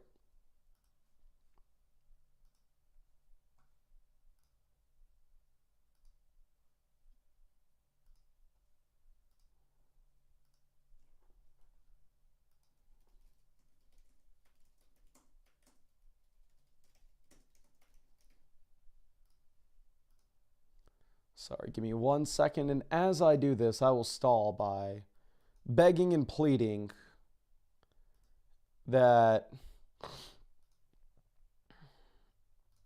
you go down there and drop a like on this stream, subscribe to the channel. We are grinding away to 300,000 subscribers, and we're going to live stream every single day until we can get there. But let's look at this and how maybe we look at the expert average instead. And now let's look at my rankings because I like seeing the tiers. So wide receiver, I have Brian Thomas inside the same tiers like Chase Brown, Kyron Williams, Alvin Kamara. I would love to sell Brian Thomas for any of these running backs in your format. In your format, that's a half point per carry. I would sell Brian Thomas for ETN, for Breece Hall, for Chuba Hubbard, for Kenneth Walker. I would sell him for Amari and Hampton. Hampton's going to outscore him in this league. Looking at the other wide receivers we have, Cortland Sutton and Rome Odunze. I think I need to move Rome ahead of Sutton in my rest of season ranks for sure. But anyway, Sutton, I would sell for Hampton. I would sell him for Javonte. I would sell him for Trevion. I would sell him for James Conner. I would sell him for Ja'Cory Cross-Merritt. I would sell him for Swift. I'd sell him for Jordan Mason. Like just literally all you got to do with your league is swap those wide receivers for running backs so you can jam the running backs in the flex spot, and then I love your team. But overall, I don't think there's anything else that we would look to do outside of making that waiver wire pivot at tight end. And if you are able to make any 2-for-1 deals happen, I would say the best players that we have on waivers, and actually, F it, drop Chig and pick up Caleb Johnson or Ray Davis. Pick up the running back. You don't need to roster 2 tight ends here. So I would, again, drop the backup tight end, pick up a running back, and then do whatever you can to sell those wide receivers for RBs, and you'll have a great, great spot. Now, let's move this over to our next few questions. This one's going to be from Billy Goat, trading Hampton for Pollard and Higgins. It is a league in which we have a decent amount of depth. So here's what I'm thinking. I have Tony Pollard and T. Higgins on my team. Would I sell both these players for Amari and Hampton? No, I wouldn't. And your league settings are similar to mine where the depth's going to matter a decent amount. So yeah, I would take the combo of Pollard and T. Higgins here. Now, like a good neighbor, it says he needs a running back too and said Montgomery would work for him. He has 3 tight ends. Do I need to trade? If so, for 100% you make this deal. You are taking advantage of him in that situation. You trade David Montgomery for Tyler Moore and you don't think twice. Austin, if Daniels plays, you play him over Darnold. If Daniels misses, obviously play Darnold. We're going to have to get the update tomorrow. Wide receiver, I'm going to go T. Higgins and J-Mo. And then for the flex spot, we will take Chris Olave. Do not trust Wan'Dale Robinson. Now, Hammer Bro trading Tet for Kyron. I would still rather have Kyron. If Tet was in a good offense, I would go with Tet instead. But the expectations still are that the Carolina Panthers are one of the worst offenses in the league. Now, Nate, with our next trade question, it's going to be Kamara, Pickens versus Trevion in London. Give me London over Kamara. Pickens, Henderson are very close for us. I'm going to go with the best player in the deal, which I think is Drake London. I still am not giving up with Trevion Henderson. I think Henderson still gives you a lot of long-term upside. Nate is trading Josh Allen to upgrade to Derrick Henry. Nico to downgrade to Zay. Hampton lateral move to Igbuka. DJ Moore to move over to Mahomes. I am still a believer in Amari and Hampton, so I would rather just keep what we have with the Josh Allen side of things. And I do think the rushing production is probably going to fall back down to earth for Mahomes soon. Who do you think you are? I am. Love the name. Here, quarterback, if Daniels plays, we go Daniels. Backup plan would be Penix. And then for the flex, we'll go ahead and we'll play Marvin Harrison here, even if he hasn't been getting great volume. Now, Harry Grossman, running back, we're going to go with Amari and Hampton and Trevion Henderson. And then for the flex, I think we're going to go ahead and we will take, dear God. Am I crazy to tell you to go with Golden?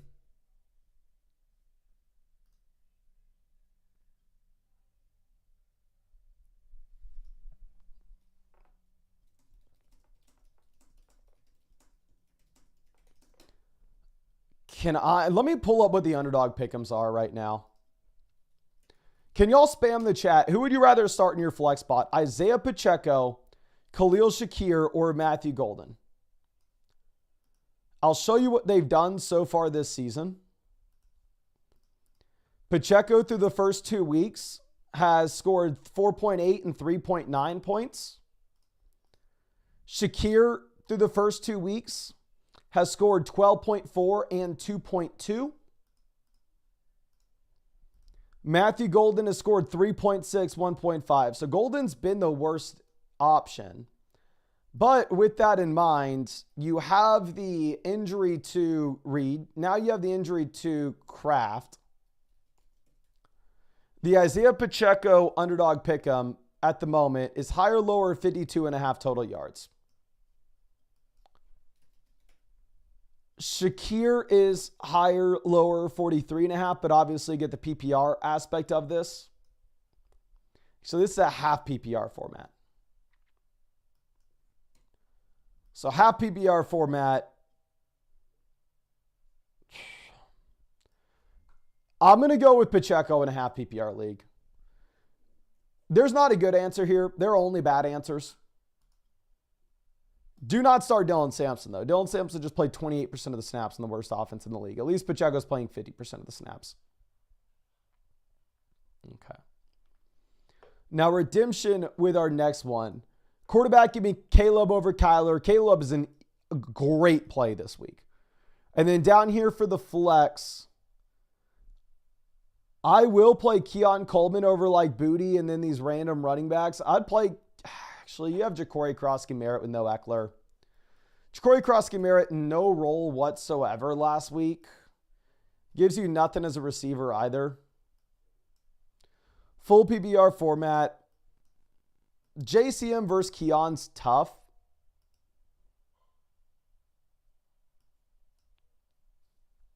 It's going to be up to you. Those are really the two names that you are going to be looking at. And it's just tough to go through and trust either player. I think they both have very low floors. Now, Bitter Hornet says, would rather hold on to Tootin? We're trading JCM for Jordan Mason, lateral move, and buy Shell Tootin for Harold Fannin, kind of a lateral move as well. Here's my thing. Do you need a tight end?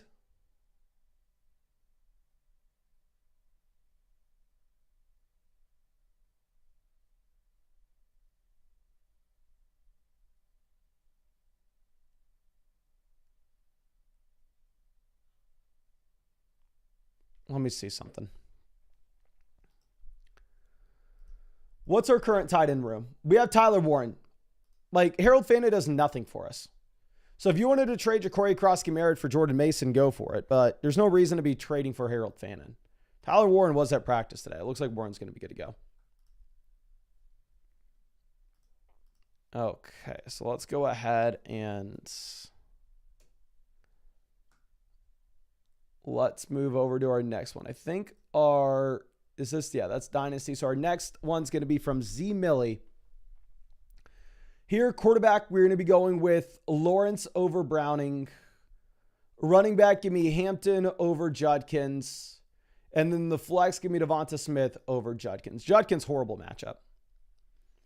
Harry Grossman with our next question. Running back, we're going to go ahead and we're going to take the combo of Ja'Cory Krosky-Merritt. Other running back spot's going to be tough. For the flex, we don't have Godwin. We won't have Addison either. I think you play Judkins over Henderson with the volume right now.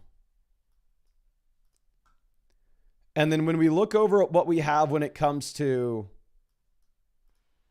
our running back rankings at the moment,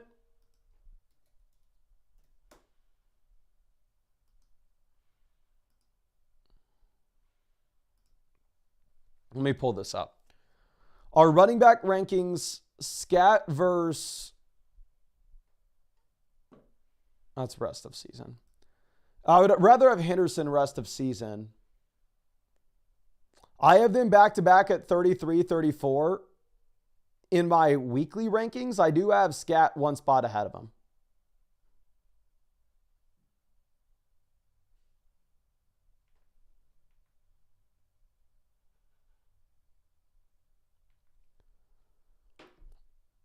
So, yeah, we're going to go scat over Trevion here for the flex. And I'd play him over Trey Benson as well, even though I love Benson. Joey with our next one, trading JSN for Rome and Javonte. How desperate are you for a running back? We have Ginty and Trevion. I'm not doing this. I think this is a trade that maybe helps you this week, next week, and maybe the week after. But I think you look back at the end of the season, you're like, why the hell did I give up on, why did I trade away Jackson Smith-Njigba as a borderline top 5 receiver? Now, Sam Scara, I'm going to go with DJ Moore over Ja'Cory Krosky-Merritt in the flex this week.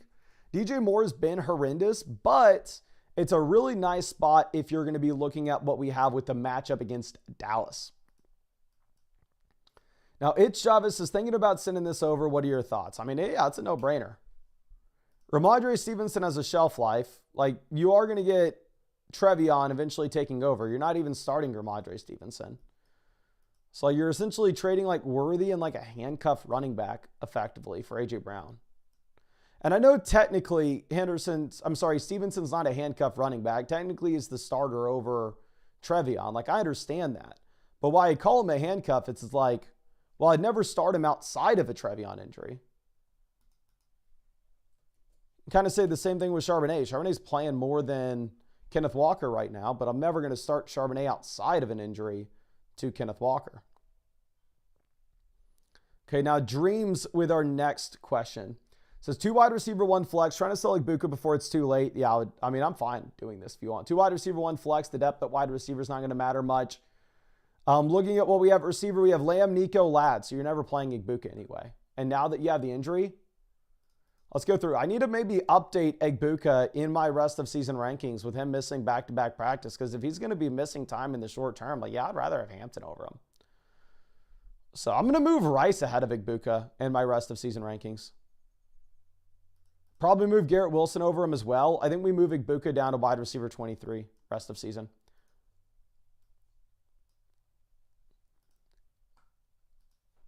Dreams with our next one. Quarterback, give me Lawrence with all the injuries in Green Bay. Running back, give me the combo of Kyron, and I'll go Ramondre over Trevion and Sharps this week. Neighbors, auto start at receiver. Tyler Warren, auto start at tight end. He did practice today. And then down in the 2 flex spots, I'll probably take the combo of DJ Moore in a good matchup. And then honestly, I may take Keon Coleman over Jerry Jeudy this week, given the fact Jeudy has a horrendous matchup against the Packers. Now, McGriff with our next one. This is a 10-team start, 8, half PPR. Our other option at quarterbacks love. We're going to leave that as is. Our option to get in the starting lineup would just be Hollywood Brown. I don't think you need to play Hollywood over Montgomery or Corey Cross-Camara based off what we just saw. Like, if you wanted to leave this as is, I'm going to be completely fine with it. Now, Brandon 2004, trading Judkins, Tootin, Pickens for Brian Thomas. What do we have left over? Why the hell are we rostering 4 quarterbacks? Running back, we have CMC, Jordan Mason, and then not much depth beyond this, but I'm fine. If you're a believer in the Brian Thomas bounce back, I'm okay with this price. I definitely think you need to pick up some running backs off the waiver wire if you do it, though. Now, Minglewood trading Pacheco, Terry, Kittle for Scat, Javonte, Rome. Terry to Rome, upgrade. Pacheco to Javonte, upgrade. We're paying Kittle to get it done, and we're getting an extra starter at running back. Another team that's rostering so many damn quarterbacks. What the hell is going on here? I guess maybe this is a super flex league because the other team's rostering a ton of QBs as well. And yeah, you actually kind of need that additional running back starter. So I'm okay if you wanted to go through, and I'm okay if you wanted to make this. Now, Hellboy Jordan, always happy to see you, my friend, says, Yo, Mason, this is the wife's team again. I'm rooting for her as much as myself, if not more, and she needs some help at running back. I'd like to hear your thoughts on any possible trades or roster reviews. PBR, total points base, still week 15 playoffs between the top 6 teams, which is really good to know. I will say, if you're saying it's a week 15 playoff, are you saying the playoffs go through week 18? Because if that's the case, maybe you are a little bit incentivized to avoid the teams that are going to be in Super Bowl contention if they rest players in week 18. But let's not worry too much about that right now. We are the number 3 team in the league analyzer. Ooh, I love what the how the analyzer's putting this like points back setup. We're 85 points back, so we are near the bottom of this league with points back. So we for sure need to start scoring points now. Like, we can't continue to hold on to just long-term upside here. And like, we have a bunch of long-term upside, but not short-term production with a combination of RJ Harvey, Joe Mixon, Travis Hunter, Tajay Spears, Luther Burden, Loveland. So I would go through and I would start trying to churn some of this for like production right now, if possible. Let's see if there are any clear waiver wire pivots we can make. Quarterback, I think we leave this as is. Looks like everybody in your league is rostering 2 quarterbacks, so we probably want to stay still here. Running back, I would cut Jerome Ford in favor of Ray Davis. I think if you were to get an injury to James Cook, Ray Davis does turn into an every week starter. I would cut Tajay Spears as well in favor of Braylon Allen if Spears is not on the IR. If he's on the IR, obviously ignore me. It's a 2 wide receiver, 1 flex league, so the wide receiver depth isn't going to matter much. The only thing that we want to be chasing at wide receiver depth is going to be upside. But I would consider cutting Luther Burden for Alec Manor. Not necessarily something that we need to do, because you do get the positive reports coming out of Chicago or Ben Johnson saying that they want to get Alec more involved if they can. I mean, Luther Burden more involved if they can, but Alec has been at the very top of the target totem pole in Tennessee. And then going over to tight end, I think we leave that as is for sure. So here's the thing. It's a 2 wide receiver, 1 flex format where we are far behind with points scored so far this year. So we need points inside the lineup. So if there's a trade to be made, it's going to be we try to go through and we try to sell the combination of RJ Harvey and Travis Hunter to get an upgrade at running back 2. That would be the thing that we're going for. Now, again, that's going to be much easier said than done because I don't want to be giving up on these guys for nothing. I think they still have a tremendous amount of long-term upside. And I think that they're still very compelling players that I would prefer holding on to if we could. But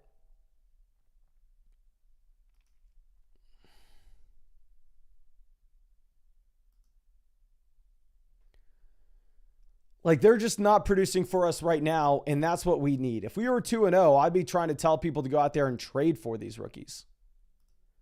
But us being this far behind with points, I think it's kind of the opposite scenario.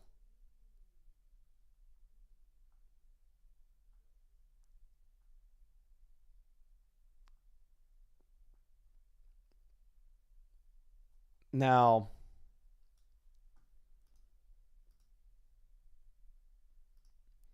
let me see if there are any teams that are at the top of this league that maybe would be interested in those rookies. Like, this team here is number one in this league with points scored, and they have like Travis Etienne potentially on their bench depending on the matchup weekly. Like, they have plenty of production at the top right now. And you could see this being a team that convinces themselves that they're okay just going out there and trading for the upside and trading for the long-term outlook. So I would approach them and I would see if there's a world in which we could try sending them the combination of like Travis Hunter and Joe Mixon for Travis Etienne. Travis Hunter and RJ Harvey for Alvin Kamara. This team's also pretty good.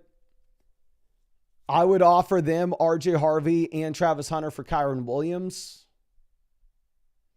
This team's at the top as well. I would offer them RJ Harvey straight up for Tony Pollard just so we could have a running back too that we can start right now.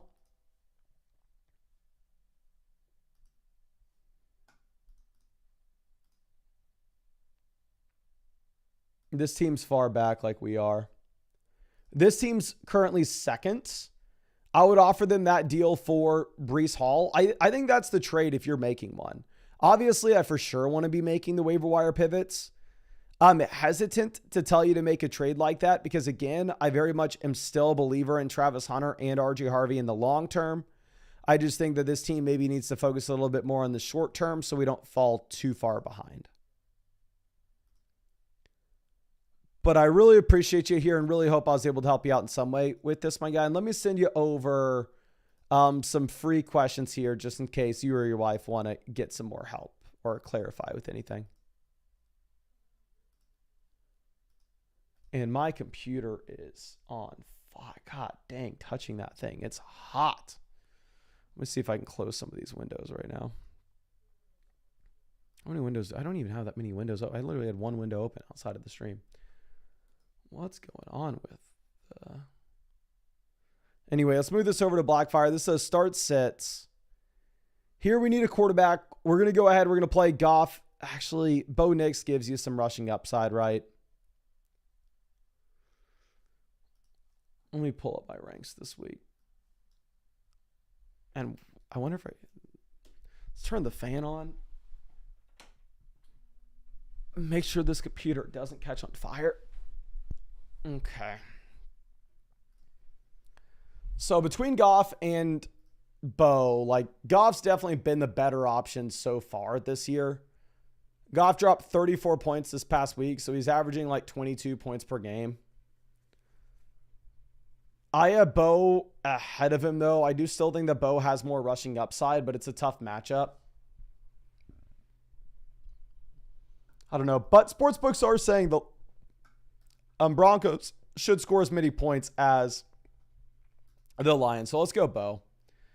And then down in the flex, we're going to go ahead and Jordan Mason's an auto start. No question about it. If anybody here has Jordan Mason, you put Jordan Mason in your lineup unless you have a juggernaut team. Now, Phoenix Lance, always happy to see you. Says 2-0 and looking to solidify the roster moving forward, mainly eyeing moving Egbuka before Godwin comes back and capitalize on his hot start to sell high. Is this advisable or no? And if so, who should we be targeting? And any other suggestions, greatly appreciated as always. I really appreciate you, my guy. And yeah, we had Egbuka as that sell high candidate after the week 1 performance. I will say it's probably going to be tougher to sell him now, considering the fact that he's missing practices, he's injured, and now everybody is talking about Godwin potentially coming back with Godwin at practice this week.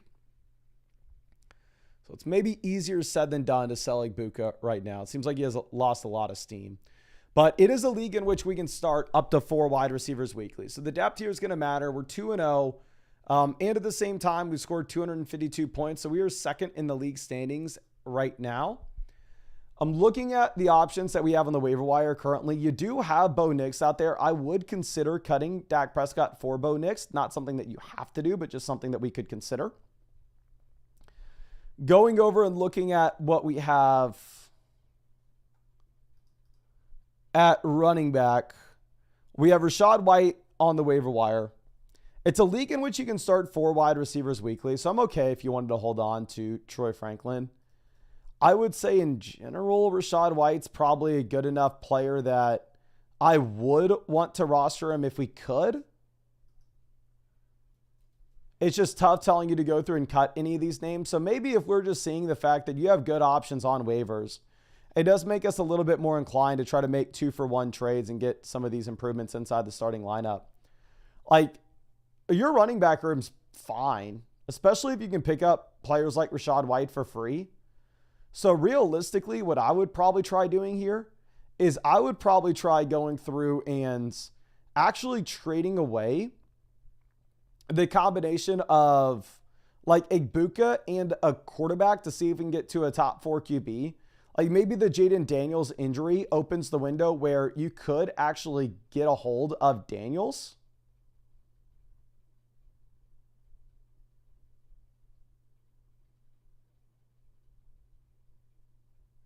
So I think we go ahead, try to send like Igbuka and Drake May for Jaden Daniels if possible. Try to send him for Jalen Hurts, with Jalen Hurts being very bad through the first 4 weeks here either. Because then like we're still completely fine in our flex spots. We open up the roster spot where you could possibly drop a backup quarterback. You can pick up 2 running backs. You can pick up Rachaad White and Caleb Johnson for free. But overall, like, the fact of the matter is your team's so damn good. I don't think you need to do anything with this team.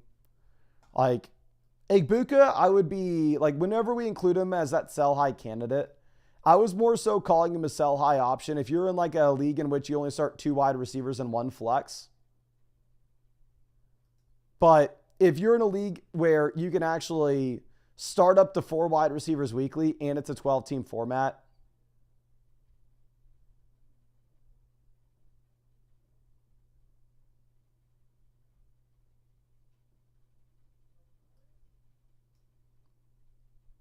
I think we're fine to go ahead and kind of leave Igbuka in there. And at least until you get Stephon Diggs coming back in and Diggs is more viable. But overall, great team. I wish I had like 1,000 different moves we could say, but I think you're at the very top of the league for a reason here. But I'm really appreciate you. I'm going to send you over some free questions.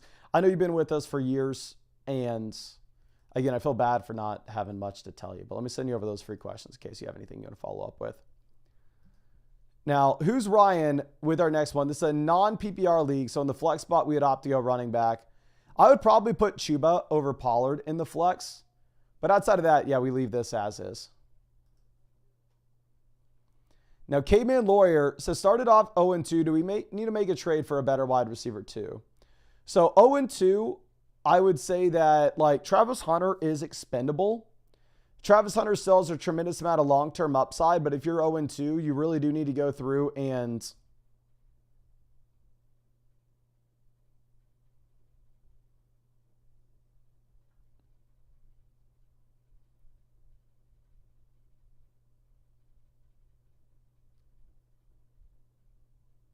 I don't know. I don't like the price of this. I think the Travis Hunter and the Marv side wins it for me.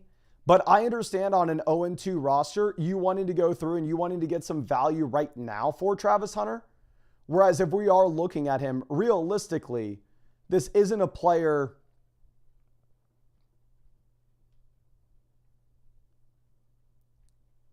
that's going to give us any short-term production, but you still have so much long-term upside with him. Now, chasing perks, Nico tying Hurts. This is Hurts, London, Waddle for Taylor and A.J. Brown. Jonathan Taylor looks to be in such a good spot this season that I think, yeah, we would go ahead and we'd make this. I think you're upgrading from London to Taylor. I think Hurts to A.J. Brown's kind of a lateral move, and you're paying Jalen Waddle to get it done. Hellboy Jordan, nobody just looked at that team for you. Always excited to get these questions. Here it's a start sit. We go Daniels over Caleb if he plays, but Caleb's a great play this week regardless. Running back, we're going to go Jordan Mason and Barkley. Wide receiver, give me Metcalf and Rome. Both have great matchups. Tight end, give me Bowers. And then there for the flex, non-PPR format, we would go James Conner. Full PPR league, you could consider the receiver with Sutton. Now, Sniper Shells, here we have 2 flex spots. And honestly, easy. Just give me the running backs with the 3-down workloads. Give me Etienne and Pollard. That's who I have in my 2 flex spots this week, or those 2 running backs. 14 excuses. Quarterback, I'm going to be going with Darnold as the only option. The other 2 quarterbacks are going to be out. But it is interesting that sportsbooks currently have the Seahawks as a top 5 projected scoring offense in the league. We're going to go DeAndre Swift with one of the running spots. He's just been the bell cow. I think we're going to go Keenan Allen with the other flex here in a full PPR format. I am a little bit worried about touchdown regression for Keenan, though. Now, let's go ahead and pull these up. So our next one's going to be a trade from Lewing Benjamin, where we're trading Hampton and Puka for Hubbard and London.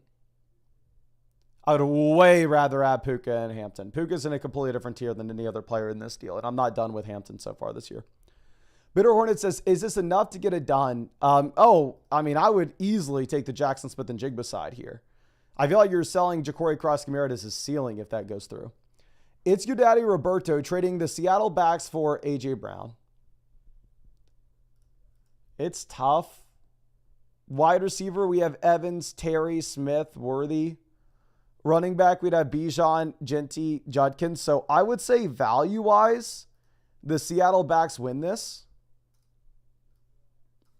However, for your team in particular, we are so strong at running back that I understand looking at a deal like this.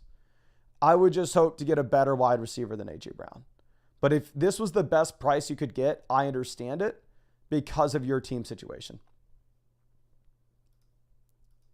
Okay. Now, 44 MSU says if he doesn't accept this, he also sent A.J. Brown for Marv. I would rather have A.J. Brown over Marv still. I'd rather have Flowers over Egbuka, but they're close, and you're paying DJ Moore to get it done. I would rather, to be honest with you, take the deal where you just send Marv straight up for A.J. Brown. I think that's a better trade between the two of them, to be honest. Okay, and it looks like Ladd McConkey got in a full practice.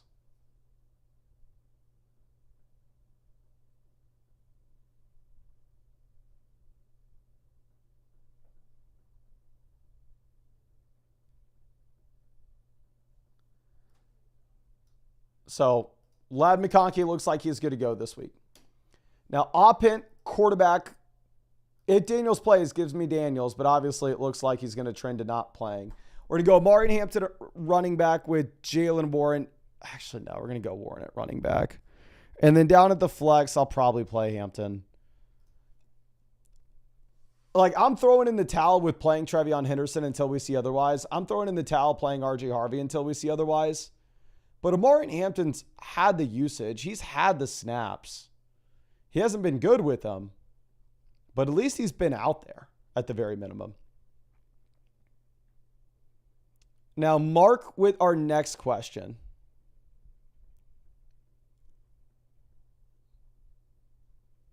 Okay. Trading Kyler Egbuka Bowers for Lamar, Olave, and Kraft. So if this was pre-Tucker Kraft injury news, I would very much rather have the Tucker Kraft side. But now we're going to view it like Bowers versus Lamar. Give me Lamar. Egbuka versus Olave. Give me Egbuka. Kyler versus Kraft.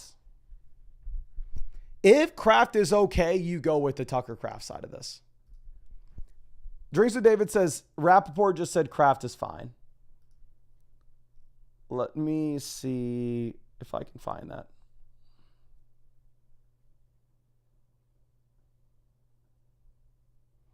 Okay, yeah. Literally came out 23 seconds ago that Tucker Kraft tweaked the knee, but he checked out as okay.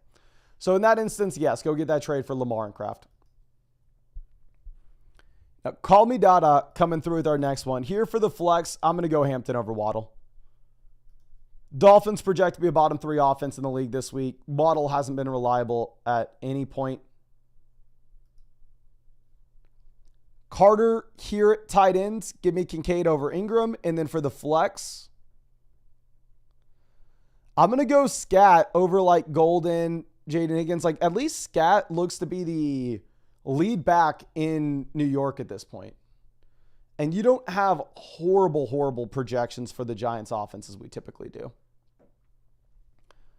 But let's move this over to our next one. This is going to be from the Naughty Frank.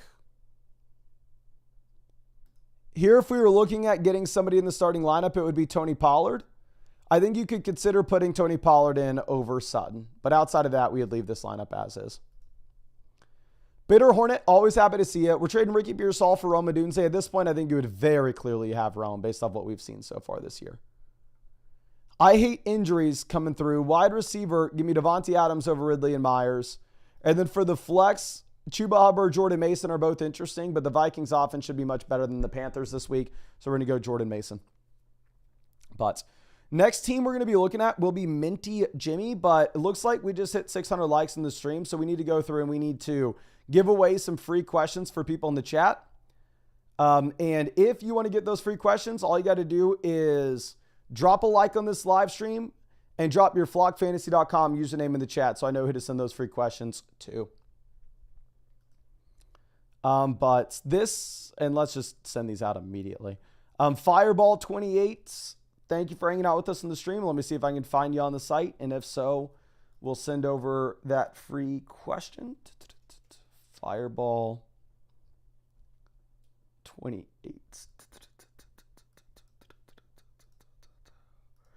Just sent you over that free start sit. Again, thank you so much for hanging out with us in the stream. And we got the Boulder BD.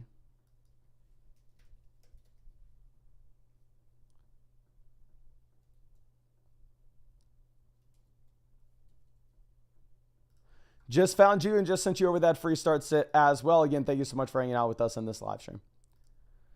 Now, Minty Jimmy says, would love to hear what you have to say about the team. Any upgrades / trades we should start to think about? My team's performed well so far. Thanks for checking it out. Thank you, my guy.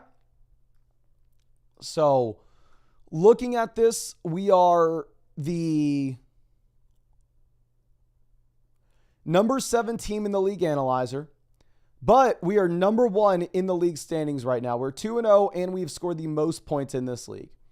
It's a league in which wide receiver depth does matter. It is a 12-team start 8 format, so we can start 4 wide receivers here weekly. Looking at quarterback, we have Baker Mayfields. We have J.J. McCarthy. So for me, I would cut McCarthy. And I would go out there and I would pick up Brock Purdy. It actually sounds like Brock Purdy is closer to returning than McCarthy is. And at the same time with Purdy, we've seen him be much better than McCarthy so far. So I don't see a reason to have McCarthy over Purdy. Let's cut McCarthy, pivot to Purdy. Looking at running back, I would cut Jaden Blue in favor of Blake Corum. It does look like we're at the point where if you were to get an injury to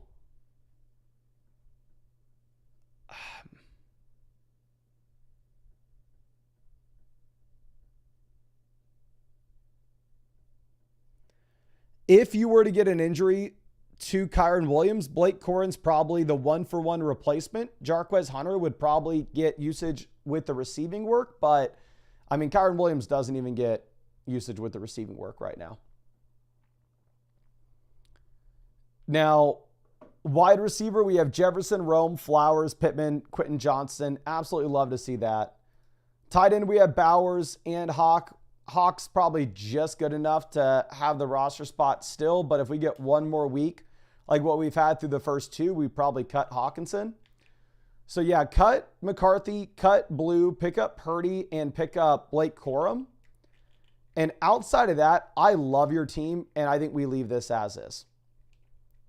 If it was a 2 wide receiver, 1 flex league, I'd probably be interested in trying to sell like Rome Odunze and Breece Hall to get a running back upgrade.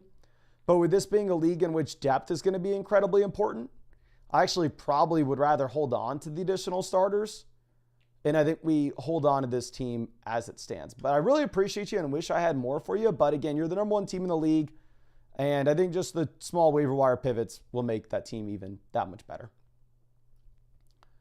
But let's go ahead and let's move over to this next one. Tristan, quarterback, we're going to go Herbert over May. Running back, we're going to go Kyron over Hampton. Wide receiver, give me Tet and Sutton. Tight end, give me Bowers. And then for the flexes, we're going to go with the combo of George Pickens. Full BBR format, if you want to go Olave over Hampton, I'm not going to fault you for it. But I'm not done with Hampton. Like, I think Hampton is going to still be viable rest of season here for sure.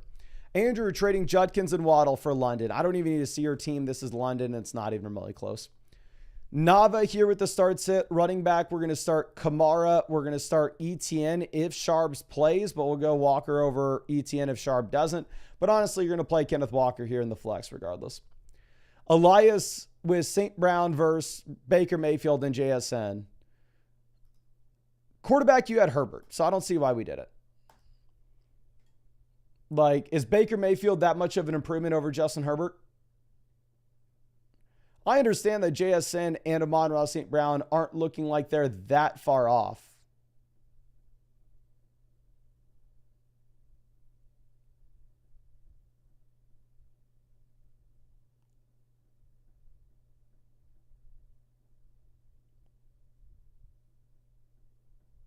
So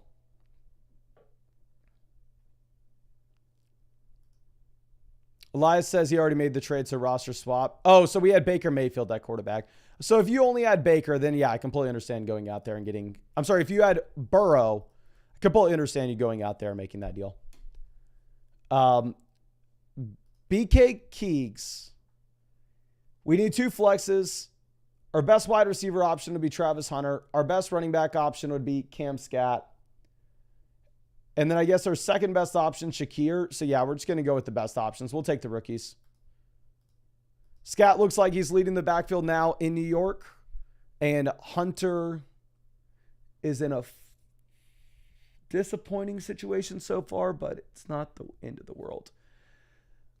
So here for Rowan, I hate to say this, but I would rather play Jalen Waddle over Tyler Warren. Like, don't get me wrong, I'd way rather have Tyler Warren in a regular fantasy league where you have to start a tight end because the value over a replacement that you're going to get. But just raw points per game, I think a wide receiver 3 is better than like the tight end 4. So yeah, give me the wide receiver here pretty easily. Okay. Now, X Cameron trading JCM and Amon-Ra for Taylor and ETN. Give me St. Brown over Taylor, but it's close. Give me ETN over Corey Cross-Merritt, but it's not close. So we're going to go with the Travis Etienne and Jonathan Taylor side of this. Okay. Now, let me go ahead, refresh this.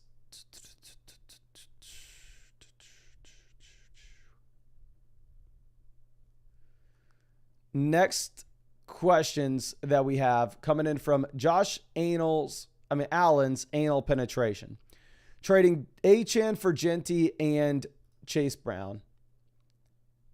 The depth on this team isn't the best right now with the injured and suspended players, so I'm completely fine if you want to make this trade. But Achane's receiving involvement has been insane. Now, Roosh Mike trading JSN for Josh Jacobs. I mean, I would rather have JSN. Like, I would trade Jacobs for JSN right now with my team. Running back, we have ETN and White. Like, you're not desperate enough for running backs. I'd rather have JSN. I'm saying that as somebody who has Josh Jacobs on their own roster. D-Bay trading Quentin Johnston for Diggs and Goddard. Goddard's useless in this kind of league.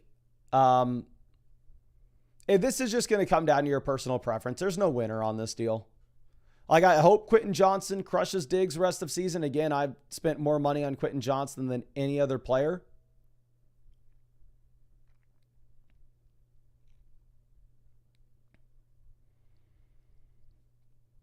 but I think we may have some touchdown regression for Quentin Johnston, while at the same time, Stephon Diggs is in a really good spot when it comes to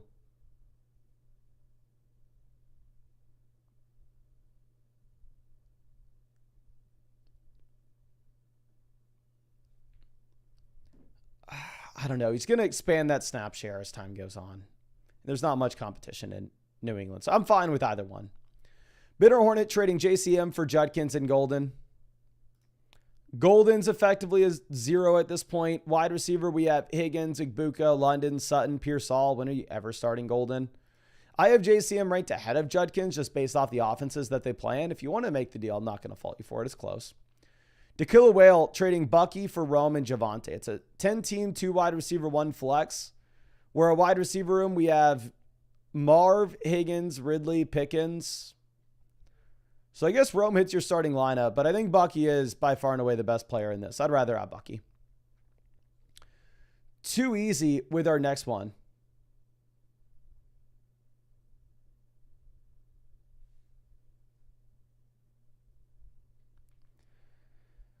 Here for the flex.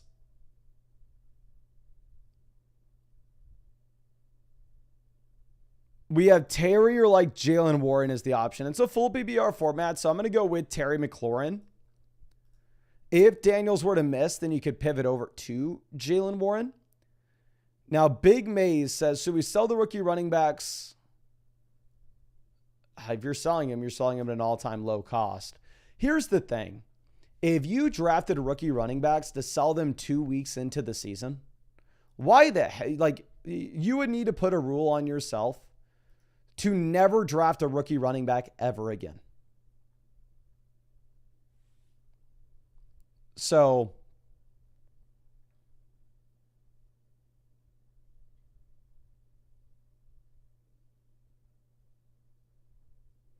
by all means, you do you. But you're going to sell them at a discount. Expectations are rookies start slower.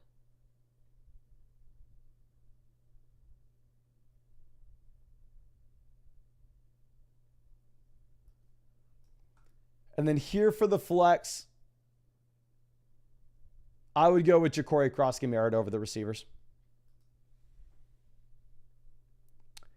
Eubes with our next one. Here for the flex, we're looking at like Evans, Sutton, Olave. I mean, Mike Evans has had great target volume. Mike Evans still a must-start option. He's averaged like almost 10 targets a game through the first 2 weeks, and now you have potentially Igbuka banged up for this game. So Mike Evans is a must-start player. Don't hesitate with that. C. Fetty trading Derrick Henry and Travis Hunter for Malik Neighbors. Leftover at running back, we'd have CMC, Achane, and Ja'Cory Cross-Gamera. So a full BBR format, yeah, give me Neighbors.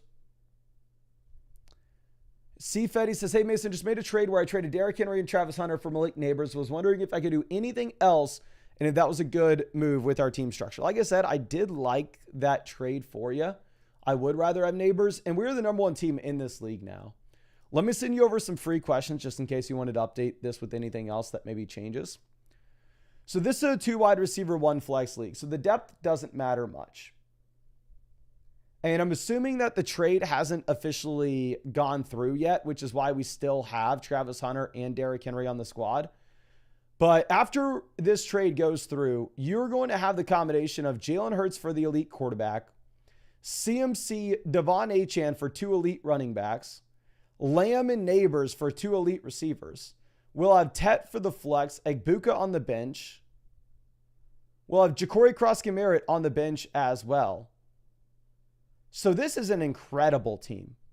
The only thing that I think this team could continue to do is if we could trade for Trey McBride, if we could trade for Bowers, then sure, let's go for it.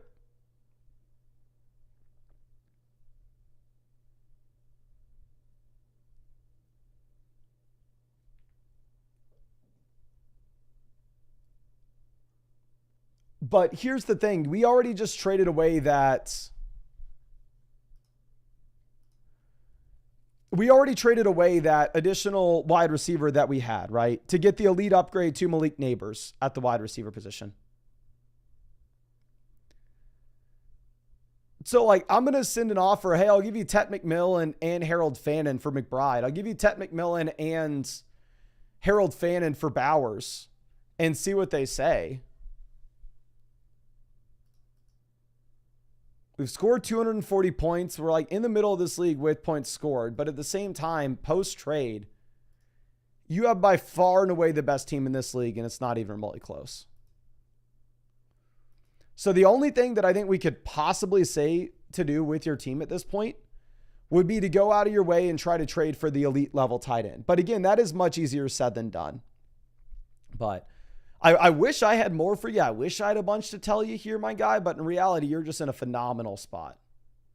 I think you just roll in and you're winning this league kind of regardless.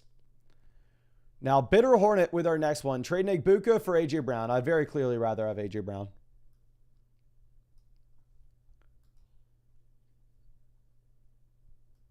Now, DT Man with our next trade. Looks like I may have to sign out, sign back in to keep this show on the road. And it smells like the fiance's whipping up some dinner. And god dang, I am starving. But let me sign out, sign in. Give me a second to stall. And as I stall, I will remind you that if you haven't already, if you drop a like on the stream and subscribe to the channel, I'll appreciate it. I don't know what else I could say. But yeah, we are on a path to 300,000 subscribers. I'm going to be answering questions in this live stream every single day until Christmas. And you can tell the majority of the questions that we answer in the stream as well are the free questions on top of that. Now, Bitter Hornet, we already said this. We are trading Egbuka for A.J. Brown for sure. DT Man with our next one. Start, sit, running back. Give me the combo of Genty and Judkins. Actually, I'll go Ja'Cory Cross-Merritt over Judkins, just given the matchup that you have for Judkins going up against the Packers. Wide receiver, Pukas and auto starts. And in the flex spots, Mike Evans and Avonta Smith will be the plays as well. And hopefully Philly has to throw the ball a bit more. But Mason Smith says, looking for some Mason and Mason advice to improve the team. Just traded ETN, Roman Goddard for Bowers, Harvey, and Godwin. I like that trade. We'll be dropping Jaden Higgins for a kicker. Currently 0-2, and I'm bottom 3 in points scored. Any help is appreciated. Happy late engagement. Thank you so much, my guy. And I'm going to have to pull this up on the other screen. Just give me 1 second to do just that. Okay.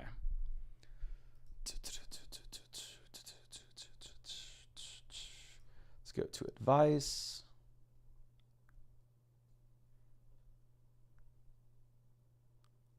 Let's move this over to team. Unless the devs, for whatever reason, like the screenshots won't populate on stream mode. So I have to pull them on another window and then show them on the screen like this. So here's the setup now. So this is a screenshot from post trade, which is nice to see. Let's move this down, and this will be the team that we're going to go ahead and look at. But I've been streaming for like 2.5 hours, and for the past hour, I've not had my water. So I got to go fill up this water, and then we will be back. Just give me 1 second. It'll literally take me 30 seconds.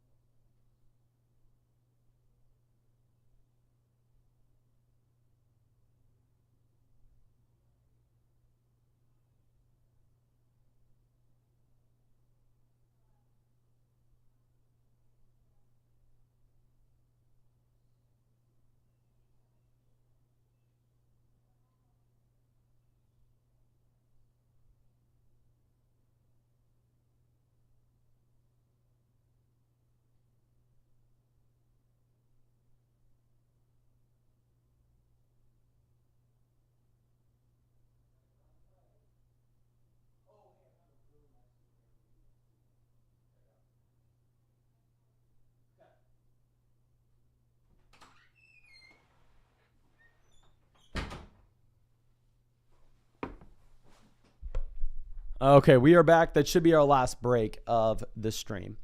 But here, anyway, quarterback is going to be very important in this league because you only start 2 wide receivers in a flex. So quarterback's just going to make up a very high percentage of our starting lineup output here weekly. Caleb Williams is actually in a really good spot when it comes to the matchup this week against Dallas. So, like, I'm fine having Caleb here. I'd say in general, we probably want to be rostering 2 QBs if Caleb Williams is our QB1, and we can just play the matchups between them as time goes on. Looking at what we have at running back, we have the combination of Christian McCaffrey, Amari and Hampton. Down there on the bench, we have RJ Harvey. We have Cam Scottaboo. So the expectation, of course, right, when you came out and you drafted 3 rookie running backs is, hey, this team's probably going to start off a little bit slower. This team's probably going to take some time to get going, but once we get going, obviously, we'll be in a good spot. Wide receiver, we have Mike Evans, Brian Thomas, Ricky Pearsall. We have Chris Godwin. You said we were dropping Jaden Higgins. Tight end, we have Bowers. This is a phenomenal team. The only notes that I would have with this team is when we're going to be looking at what we have with like so many of these long-term assets, if you fall to 0-3, it will be time to hit the panic and start selling these names. Because realistically, you drafted 1, 2, 3, 4, 5 rookies. We drafted Godwin, who obviously was injured coming into the season, as well as Rashee Rice, who was suspended coming into the season.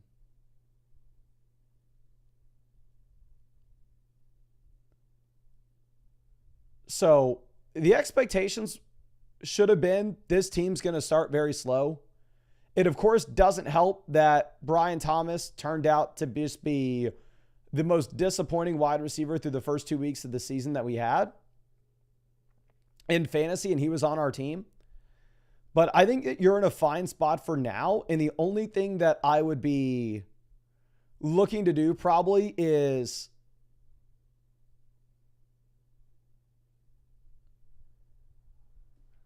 maybe trying to sell the long-term asset like Rashee Rice to get a quarterback upgrade if we find ourselves in a position where we fall to 0-3 and we just need points right now. But I'm not doing that yet because I think this team's really good. I think this team has a lot of hope to go to 1-2. And Caleb's a phenomenal play this week against the Cowboys. But let me send you over some free questions just in case you have anything that you want to follow up with here, my guy. I'd be super happy to take a look at it for you. Now, let's move this over to our next one. It's going to be Mark with the start set. Here we have an empty running back spot, Achane an auto start. Wide receiver, we have Sutton as an easy play here. Tight end, cut Andrews and find a different tight end off the waiver wire. And then running back, I'm going to go Kenneth Walker over Judkins and Ja'Cory Krosky-Merritt. Slangster with our next one. Quarterback, give me Dak over Bo. Actually, it's up to you. They're in the same tier. A running back. Oh, dear God. You may need to trade for a running back. This is horrible. What do we have at receiver? JSN. How many teams? There's only a 12-team league, my guy. What the hell? Who did you draft? A running back out of this list, you probably, if Sharps plays, you play him, but he may not play. And then in that last flex spot, you're probably playing you're sending up a prayer that Xavier Worthy plays, but if those 2 guys don't go, and you're probably playing Braylon Allen and Najee Harris, but that's disgusting. Now, waiver wire merchant. We're going to go with Kenneth Walker with Charbonnet being banged up over Pollard. And then down there in the flex, full PPR format, I think you can go Marv.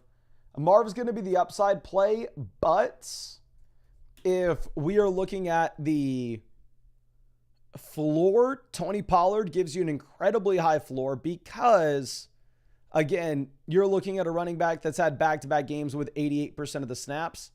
And at the same time, he just saw 20 carries this past week. Like, he is, at the moment, the number 1 running back in the league with usage. Now, of course, he's not good, so that hurts. Okay. Now, ball in luck with our next one. Wide receiver, give me Sutton over Smith. And then for the flex, ceiling is Smith, floor is Jalen Warren. Jalen Warren probably has the matchup. You probably go Warren. I'm Josh 23 coming through. Wide receiver, we're going to go ahead and we are going to take Ricky Pearsall over Smith. And then the flex, we're going to go with Smith in a full PPR format. And then Jatavion Sanders is gross at tight end. But if likelies are their option, obviously, that's what we have to do. I'm here for Otis. I'm going to go Javonte at running back. Love the matchup. And for the flex, I'll probably go with Travis Etienne. You don't need to start A.J. Brown over him. Like, we can see A.J. Brown bounce back before we have to get him in. Segs is trading Ashton Genty and Igbuka for Kamara in London. Genty to London, lateral move. Igbuka to Kamara, upgrade. Yeah, I'm going to go ahead. I'm going to take the Kamara in London side. Now, Doug Steele trading Chase for Neighbors and Higgins. I would rather have Neighbors over Chase rest of season. So, yeah, this is kind of a no-brainer for me. Go ahead and take the Malik Neighbors side. Now, Eye or Fire has Brees Lamb versus CMC and Brian Thomas. Okay. Lamb versus CMC, give me Lamb. Brees versus Brian Thomas, give me Brian Thomas. This is a fair deal. I think it's going to be up to you, and it's going to be up to your risk tolerance. I think the Brees Lamb side gives you a higher floor, but you get the higher ceiling with McCaffrey. But you do have a little bit of a concern, of course, when it comes to what we're looking at with McCaffrey's injury risk. Because I would say in the short term, like, I would definitely opt to take the CMC side. Now, Gloomshy with our next question. Running back, give me Chase Brown, Jordan Mason. And then for the flex, we're going to go ahead. We're going to take Marv and a Ricky Pearsall. Now, expensive guard, we're choosing between Judkins and Tracy. I'm going to go with Judkins over Tracy at this point. Like, Tracy looks like he just lost his job to Cam Skadbu, and neither offense is good. Now, Stigums, running back, give me Judkins here. Hate the matchup against the Packers, though. And then for the flex, we're going to go with Igbuka. If Igbuka does not play, I'll probably take David Montgomery. But I do not like the Montgomery spot against the Baltimore Ravens. TJ, if Jaden Daniels plays, you play him over Daniel Jones, but obviously continue to monitor that. I'm going to go Jalen Warren at running back. Wide receiver will play the combo of Mike Evans and Rome Odunze. And then for that final spot, I think we're going to take Brian Thomas now that Waddle's playing. I mean, the Dolphins project to be a bottom 5 offense in the league. Not super excited about Tyreek. Now, Young McFly with our next one. Wide receiver, we have our side, we're trading RJ and Tucker Kraft, and we're getting Chase Brown. Who else do we have at tight end? Kincaid. Running backs, not in a great spot right now, so I'm completely fine if you wanted to make this move. Now, I will say that it does look like we have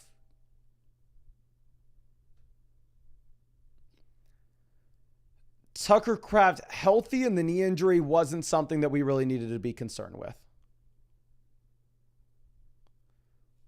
So, yeah, definitely let me point that out. Looks like you probably will be okay with Kraft for now.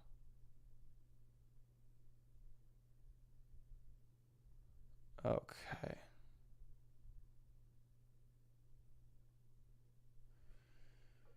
And let's move this over to our next one. This is Leangster. Running back, give me Achane over Jordan Mason. Wide receiver, give me... I'm not going to play Keon Coleman tonight. We'll hold out hope for Xavier Worthy, and if Worthy doesn't play, we'll go Travis Hunter. And then if you had a flex, obviously, we're going to be playing Jordan Mason. Now, Nick with our next question. Here's what I'm going to do real quick. I have no idea how many questions that we have on the site, so I'm going to turn off start, sit, and trade just for a moment. Over here, let me just check to see how many questions we are behind.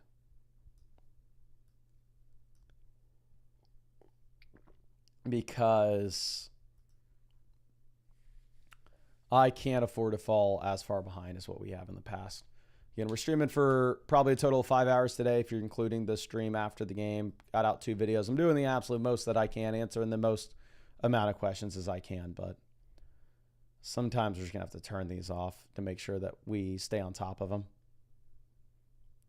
But Nick says, Sup Mace, hope all's well. 2nd round Hampton, 4th round Worthy, and 5th round Kittle wrecked the team.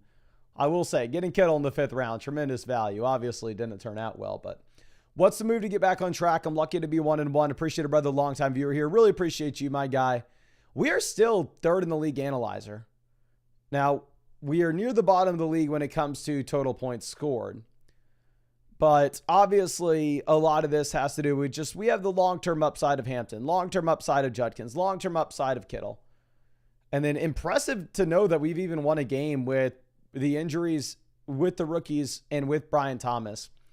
Now, this is a league in which you can start up to 4 wide receivers weekly. So I will say the wide receiver depth is going to matter here. So it's not as simple as me saying like, oh yeah, man, let's go through and let's, honestly, I still would say that you probably have enough wide receiver depth where I think you could consider cutting Troy Franklin and picking up Caleb Williams.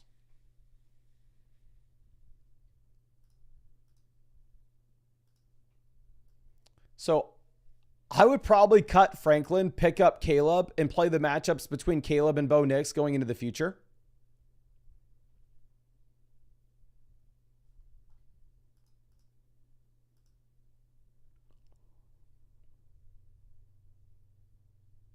And then I would play Caleb Williams this week over Bo Nix as well. But Bo Nix is too good of a player to cut. So obviously we're not cutting Bo. So I would cut Franklin. I would pick up Caleb.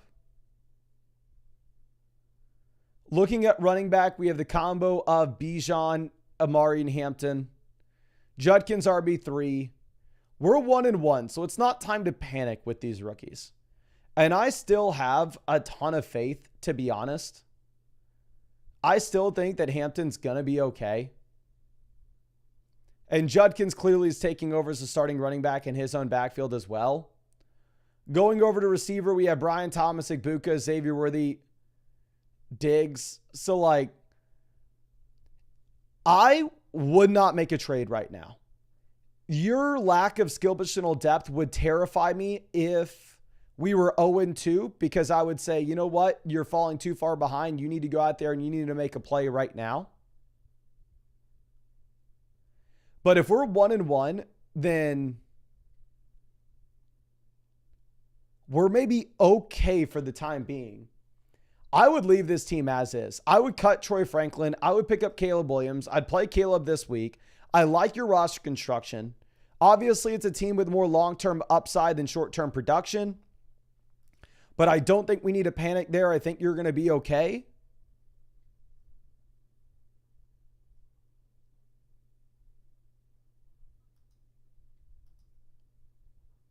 And is there anything else that we can talk about here?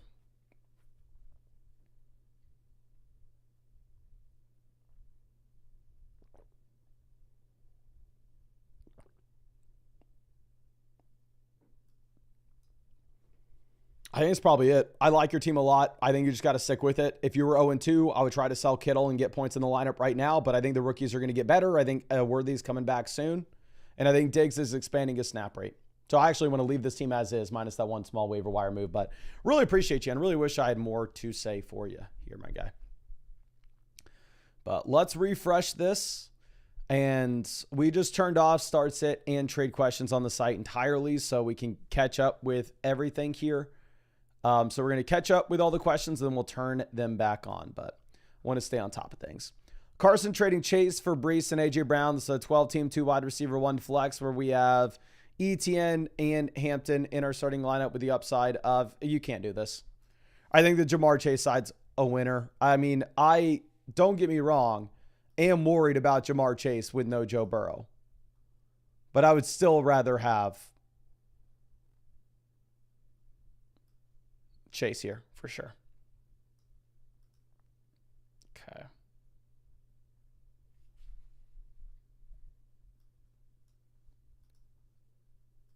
Now, our next one's coming out from Trey 11. Here, we'll swing back by to this, but first let me run through the start, sit, trade, and super messages, and then we'll get back to the roster reviews. Just so I can get a little bit of a break from the roster reviews. Now, educate with this one. Here, quarterback, Caleb versus Kyler. Caleb, phenomenal matchup. Go Caleb. Running back, Kyron, Hampton, Judkins. I'm going to go ahead and I'm going to take Kyron. And then for the flex, we're going to take DK Metcalf. Metcalf is a phenomenal matchup against the New England Patriots. Now, BT quarterback, give me Jalen Hurts over Herbert, even if Herbert's been better so far this year. For the flex, for running back, God, I need a snack. I'm starving. I haven't eaten anything all day. Running back between Hampton, Kenneth Walker. Give me Walker.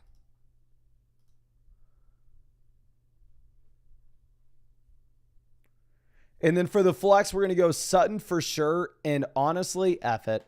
I don't care. I'm going Hampton in that last flex spot. Yonder, ETN over Hampton easily. Wide receiver, we're going to go ahead. We're going to take Marv over Waddle and Worthy. And in that flex, it does look like Waddle's going to play. So actually play Waddle. But keep in mind, you want to put Waddle in at wide receiver. Marv in the flex, just in case something ends up happening. Now, T Wood with the start sit question. We have Waddle currently on the bench. I would probably play Waddle over Pittman, to be honest. I'm not going to fault you at all if you wanted to go Pittman over him, but it sounds like Waddle's going to be good to go. Here in possible deck, Jordan Mason is an auto start. I'd play him over Pollard. And then down here in the flexes, I think we're going to go with the combo of Tet and Tyreek if it's a full PPR format. But keep in mind, I would put Tyreek at wide receiver, not the flex. And I'd move Ladd McConkey down to the flex just in case something happens and we needed to do a last-minute pivot to Pollard. Now, Parlay Poppy says, no Burrow, Worthy, Packers injuries, etc. Really not sure what wide receivers to play this week. I'm 0-2 and need a W. Wide receivers. Higgins, Sutton, Pearsall. Yeah, Worthy, I'm not trusting. Diggs, still on a snap count. And down in the flex, I may play Cam Scatterboo over these guys. He does look like he's taken over as the starting back in the Giants. And also, like I said, I'm not trusting Worthy this week. There's no way I can. Now Linchito with our next one. Here for the flex,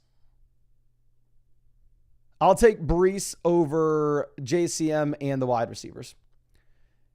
K. Nesmith says 0-2 need immediate production. Yeah, if you're 0-2 and you need immediate production, go get Kenneth Walker. I'm fine with you selling Kittle. You can make an argument you're losing in the long term, but we don't want to fall to 0-3. We don't want to fall to 0-4. Okay. Now, Phil here, running back, I'm going to play Hubbard over Pollard. And then down in the flex, we'll probably end up playing Pollard. I mean, Pollard is still the number one running back in the league with his snap rate. I'm just concerned that it's a bad offense and he's not being used as a receiver. Here, Yelo, I'm going to go Pickens and probably Brees down in the flex. Egbuka banged up, Daniels banged up, and Pickens in a great matchup as well. Okay. John says, hey, Mason, should Chase owners look to trade or wait? I have Chase ranked at wide receiver 5 and as the 13th player rest of season. If you can trade him for Neighbors, if you could trade him for St. Brown, let's go for it. Now, Beggs with our next one. Running back, we're going to go with Amari and Hampton. Wide receiver, we're going to take Rome. And then for the flex, I think we're going to go with Tyreek or Tet. Honestly, up to you. I'd probably go Tet now that Waddle's good to go. Phil, always happy to see you. Here at wide receiver, we have Devonta Smith as the play. And then we're going to go Jordan Mason in the flex. And actually, if Jawan Jennings ends up getting in a full practice before the game, I think you could pivot over to Jawan Jennings if you wanted. Now, Coda with our next one. This is Worthy, Lamb versus Chase and Ladd.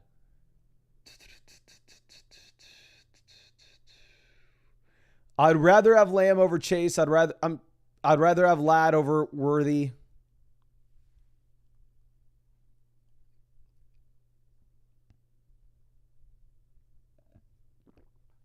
It's a 10-team, 2 wide receiver, 1 flex, so I'm going to go with the best player. I'm going to take CeeDee Lamb.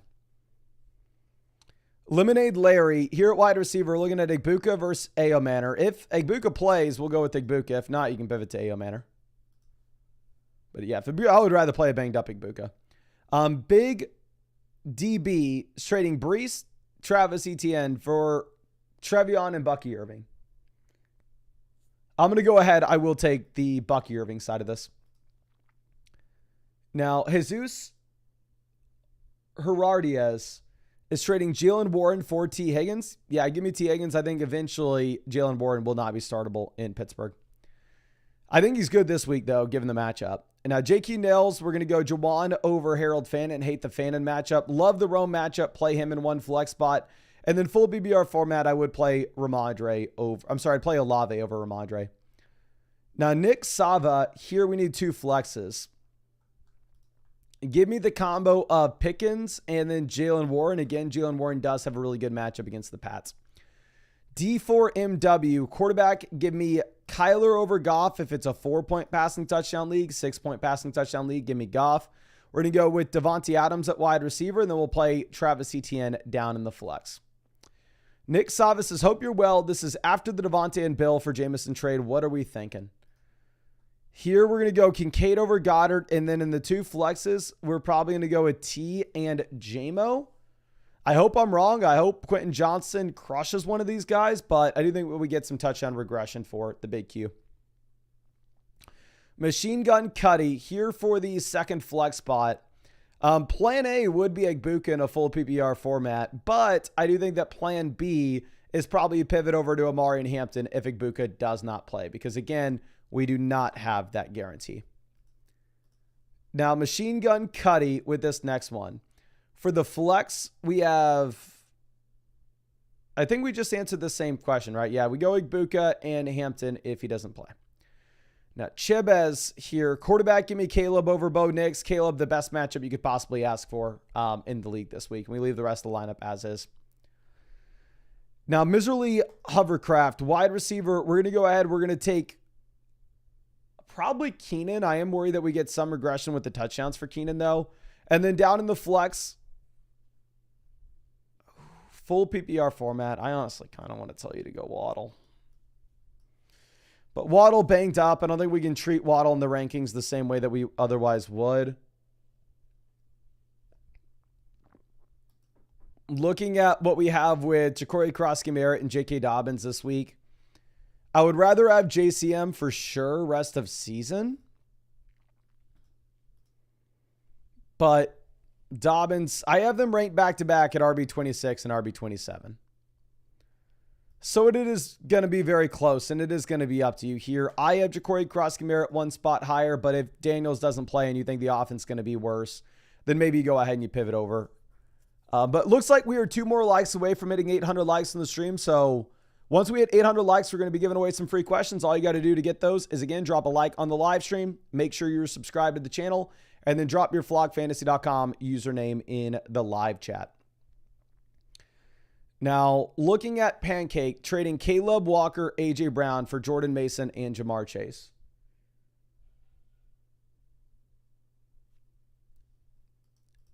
Quarterback, we have May and Daniel, so Caleb's worth nothing. So, yeah, I think I would downgrade here at running back to get the upgrade at wide receiver. I'm not, like, telling many people, though, to go out there and buy low on Jamar. Like, I think Jamar is concerning. Don't get me wrong. God, I am so hungry. You wouldn't believe it. And I went in there to fill up my water, and the fiance made some spaghetti that smells so good, and I'm starving. I am so hungry. I have to. Here are the options, to be honest.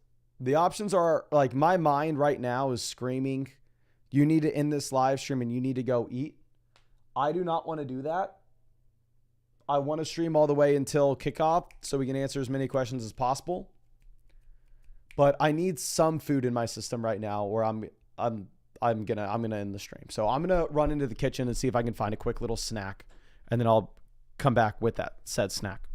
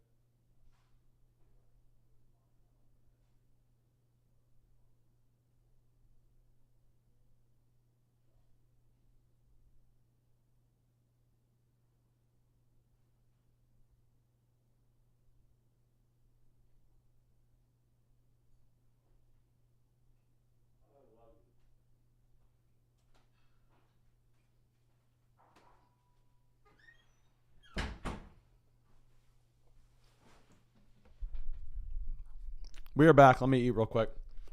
And again, drop your usernames in the chat and we'll go ahead and we'll send away some free questions.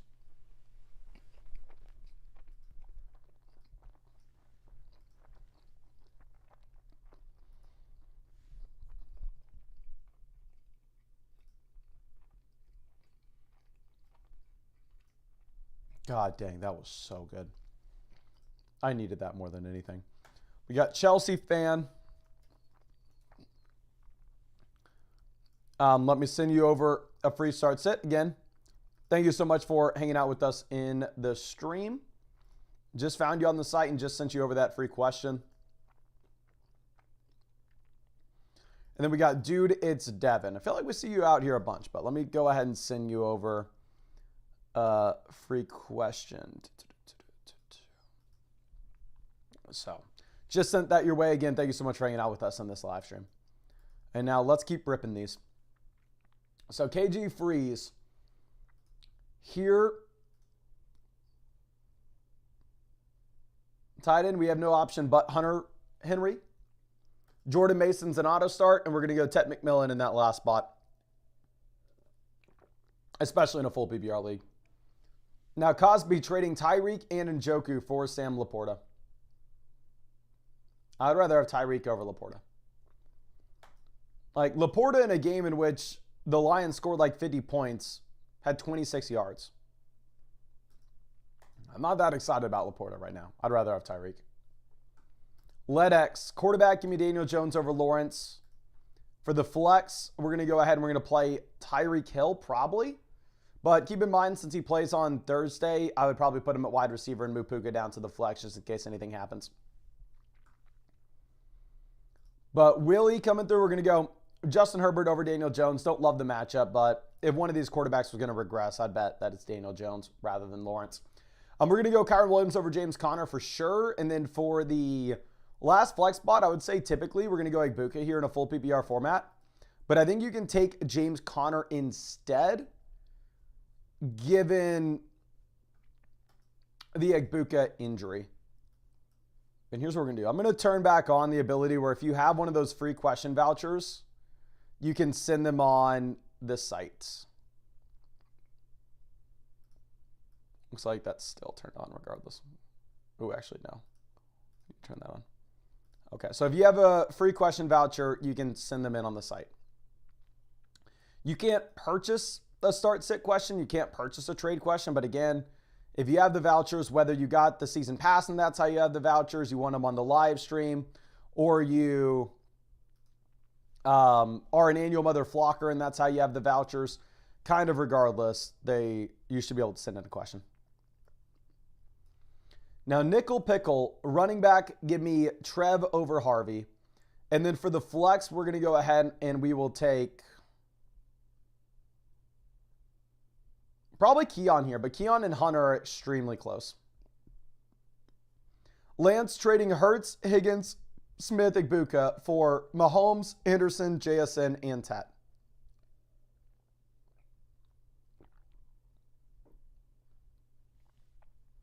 Higgins to Henderson, lateral move. I say that as somebody with Higgins. I'd rather have Higgins slightly, but I don't think it's that far off. Igbuka to Tet, clear upgrade. Smith and Hurts versus Mahomes and JSN by a mile. So we're going to go with the Jackson Smith and Jigba side. I think he's by far and away the best play here. BZ Young, this is Derrick Henry, Xavier Worthy versus Josh Jacobs and A.J. Brown. Give me Derrick Henry over Jacobs. Give me A.J. Brown over Worthy. How bad do you need a receiver here? JSN, Puka are guys. A.J. Brown would slide into the flex. It's a personal preference type trade. For me, you may not know this about myself. I'm sure you do. Saying that as a joke, but not the biggest Derrick Henry guy in the world in a full PPR format. So if you want to go and make this deal, not going to fault you for it. But I will say it's not like Josh Jacobs has had any receiving usage either. Now, Arch Revin says, thinking of offering this trade. If it doesn't work, I can swap Rick for Mike. Maybe I can try JCM or Pollard as well. Here's my thing. I would way rather have Jackson Smith and Jigba here, especially with your league settings. JSN over Etienne and Ricky Pearsall, and it's not even remotely close. Now, with that being said, I don't know if I would do like Etienne and Mike Evans with confidence for JSN. I would definitely do like Mike Evans and Tony Pollard. I'd do Mike Evans and Ja'Cory Crosskey-Merritt very easily.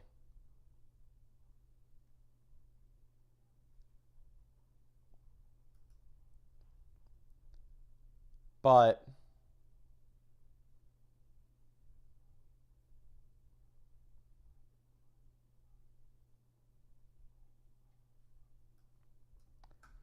yeah, I think if you wanted to go out there and get the upgrade, you're more than welcome to do it because you have a phenomenal running back room regardless. Now, Meaty Jungle. Here we need a flex between Pollard, Igbuka, and honestly, I would say that typically we want to go with Igbuka in a full PBR format, but with him not practicing, with the injuries looking serious, I'll just take Tony Pollard until we get Tajay Spears back. X-Man says, got Bucky for Kraft and ETN. Thanks for the advice. So now, quarterback, we're going to be going with Bo Nix, Drake May, Tomato Tomato, just going back and forth. And then, yeah, if you had Tyler Warren at tight end, absolutely love that. So you're telling me we're starting Gibbs, Chuba, Bucky, London, Ladd every week? You have a phenomenal team here. And we leave that as is. But quarterback's going to be up to you this week. Are trading Scat and Warren for Kittle and Downs.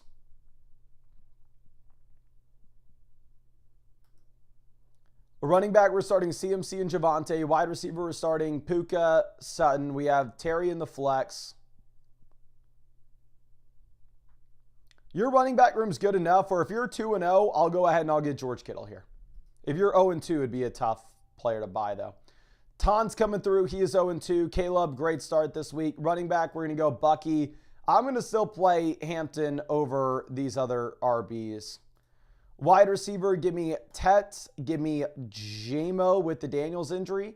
Tight end, David Njoku. And then down in the flex, sure, we'll take Terry McLaurin, but I do not love it. Now, Nate needs a flex. Here we have Marv, Pickens, Ja'Cory Crosskey-Merritt, Judkins, and Stevenson as the best options. I'd probably go ahead and take Marv. I'm not super excited about it. Marv hasn't had great volume this year, but you do still have the big play upside. Now, Chase Hun with our next one. Running back, we're going to go ahead. We're going to play the combo of Kamara, Chase Brown. We're definitely going to be getting one of these guys in our flex, though. Between Travis Etienne and Jordan Mason, I am really excited about both guys. You've had the coaching staff come through and speak positively on Jordan Mason. I have Mason at 16, Etienne at 17 in my rankings this week. So we probably go ahead and we probably bench Travis Etienne, where the Jags offense, I believe, does project to be the worst offense out of any of these options. Actually, no, I'm sorry, the Saints does, but obviously Kamara, just different player. Now, you snooze, you lose. Quarterback, if Daniels plays, you go Daniels. If he does not play, we're going to go ahead and we will probably take Trevor Lawrence. And then here in the flex, we're going to go with Amari and Hampton over Devonta Smith and Judkins JCM. I hate to say it. I completely understand that Amari Hampton's been bad. He hasn't just been bad. He's been horrible. But he's had the work. He's a talented player. It's a good offense. I think things will get better here. Okay. Now, John Hughes with our next one. Quarterback, Bo Nix, Daniel Jones. Right now, I have Daniel Jones as the play. I would be a little concerned that we get regression from the Indianapolis Colts. However, you do have the rushing upside with Jones where he's been scoring touchdowns. Give me James Conner over Byshell, dude, and give me Brian Thomas over these other guys. And then if Igbuka gets in a full practice tomorrow, I think you can go with Igbuka. But if he doesn't, I would just play it safe and go Keenan. Now, Logan trading Bucky, Rome, Pitts for Walker, London, Warren. Bucky to London, slight downgrade. Rome to Walker, slight upgrade. Pitts to Tyler Warren, massive upgrade. So I'd make this deal for the main purpose of getting that tight end upgrade. Tang Lover trading Jalen Ward and Puka Nacua for CMC and Rashee Rice. Give me Puka over CMC slightly, but give me Rice over Warren by a mile. So if you were 0-2, you probably don't want to make this deal. But if you're like 2-0 and we can think long-term here, Rice still does give you an incredibly high ceiling for the long term. Okay. Now, moving over to our next one. Jer Garza says, what trade should we make to improve the running back room? Your running back room's fine. I'm not worried. Again, if Amari Hampton's your running back 3, you're in a good spot. I do not give up on Amari Hampton. He's had the usage. He's just played his first 2 games in his entire NFL career. Things will get better. Now, Real W Cheese says, who should I trade with Bubba Gump? This is what was sent, but I don't know about giving up Keenan. I would rather have T. Higgins over Ja'Cory Cross-Kamara, but yeah, if you're paying Keenan Allen with it, it does seem a little aggressive. Our running back room is incredible, though. Like, here's one thing that we could do maybe instead. If you could trade, like, Nick Chubb and Keenan Allen for T. Higgins, sure. Just because here, Nick Chubb, obviously, is a running back that we're not expecting to be viable for the entire season, the way that Ja'Cory Cross-Kamara is going to continue to get better. And we don't necessarily need the Nick Chubb production right now. So I would go ahead and I would make this trade, but the initial one of Ja'Cory Cross-Kamara and Keenan Allen for Higgins, that one's probably going to be a little bit tougher.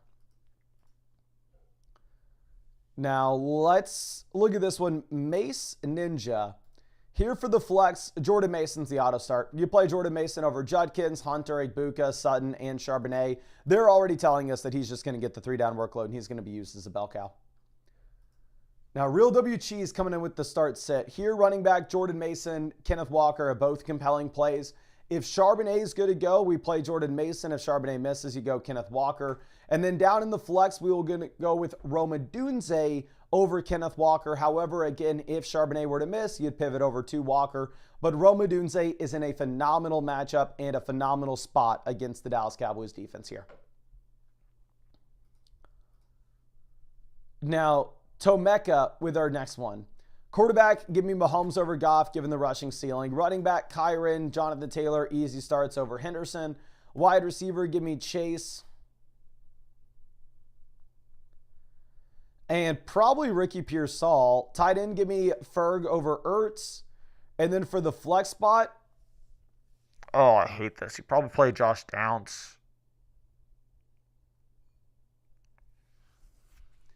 I think Downs is maybe the only guy we can trust here at wide receiver. Shakir scored 2.2 points last week. Hollywood was garbage. If you wanted to go Hollywood in a bounce back spot in a better matchup, I'm not going to fault you for it. But I don't think you have an easy play regardless. Okay.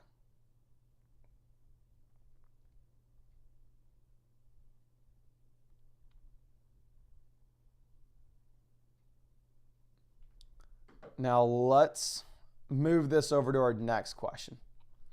This one's fair deals. Running back, give me Brees over Hampton this week. Tight end, give me Fandon over Loveland. And then for the flex, we'll go with Tet McMillan over Hampton. Now, LG, here trading Benson, Montgomery, Lamb for Allen, Etienne, and Taylor. Lamb to Taylor, downgrade. Montgomery to Etienne, massive upgrade. Trey Benson to Josh Allen, massive upgrade. I'm fine making this play. Especially in this league settings, quarterback are going to make up such a high percentage of your starting lineup output weekly. Getting Josh Allen here is just great. Let's refresh. Let's get some more. And ooh, we just got word that Charbonnet did not practice again. So if Charbonnet is missing practice yet again, it does look like Kenneth Walker is going to be trending up our rankings in a big time way. Okay. Now, Walsh with our next one. Running back, we have Pollard, Etienne, Bucky, Chubb. We have so many RBs. You play Bucky and you probably play I'd probably go Etienne actually over Chuba with the offensive line injuries. Wide receiver, you play Mike Evans and A.J. Brown instead of a prayer that you get the Brown bounce back. And then we're going to go Chuba Hubbard in that last flex spot. Now, Pixty is trading Dobbins and Igbuka for Brian Thomas. Running back, we have Hampton, Bucky, Montgomery. So, yeah, I think you can do this. I'm going to go get Brian Thomas here. It's Archie. Says, hey, bro, receive London Sampson in a 5th round pick.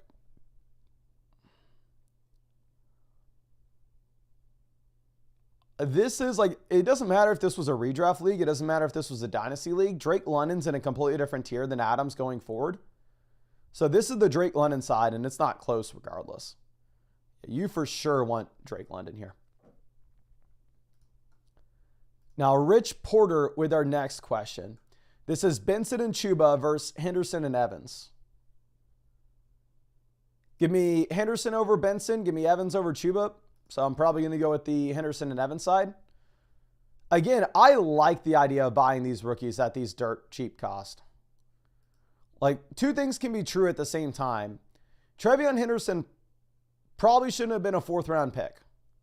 Amari Hampton probably shouldn't have been a 5th round pick. But at the same time, we can say that both these guys are very compelling if you are looking at buy low options. Now, Skip Bayless, running back, we're going to go ahead. We're going to play Dobbins here in the short term. Long term, I don't think he will. Wide receiver, give me Pickens in a good environment. And then for the flexes, we're going to go with the combo of Igbuka and Judy. If Igbuka plays, if Igbuka does not play, then you'll probably be forced to pivot over to Montgomery. Okay, now corrupt roundabout. Here, running back, we're going to go with Breece Hall over Mixon and Judkins. And then for the flex, I'm going to go with the combo of Devonta Smith and Jacoby Myers. We're going to hope that we get more passing volume in Philadelphia. Obviously, that is not a guarantee by any means, but I don't think we can be that excited about Waddle, considering the context that the Dolphins project to be a bottom 5 offense in the league.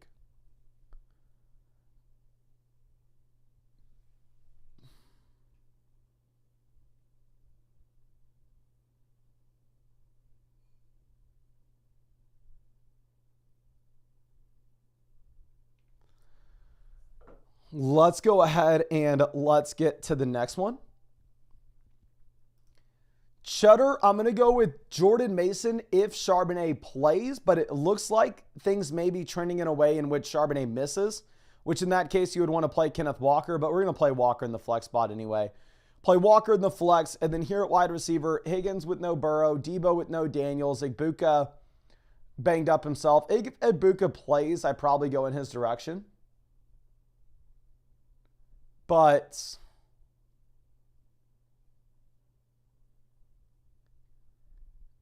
we don't know if he's going to be good to go with this. There's just so much uncertainty here.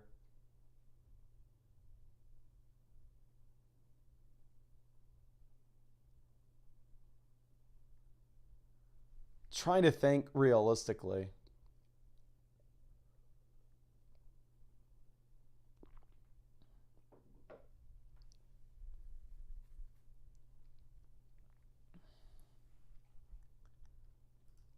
I think Higgins is maybe the play, but I'm not excited about any of those receivers given their scenarios right now.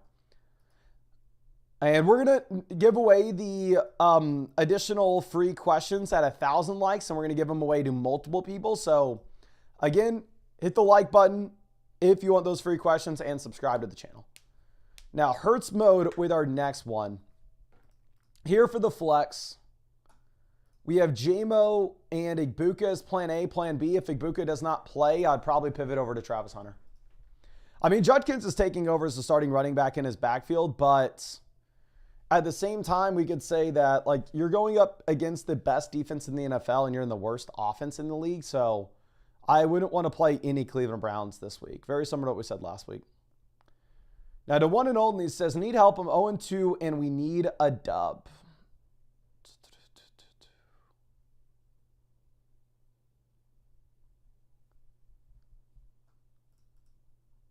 Javonte over Pollard, much better offense, much better game environment. Nico still an auto start at wide receiver. And then down in the flex, you probably take Tony Pollard because Pollard is getting the 3-down work, and he's back-to-back games with 88% of the snaps.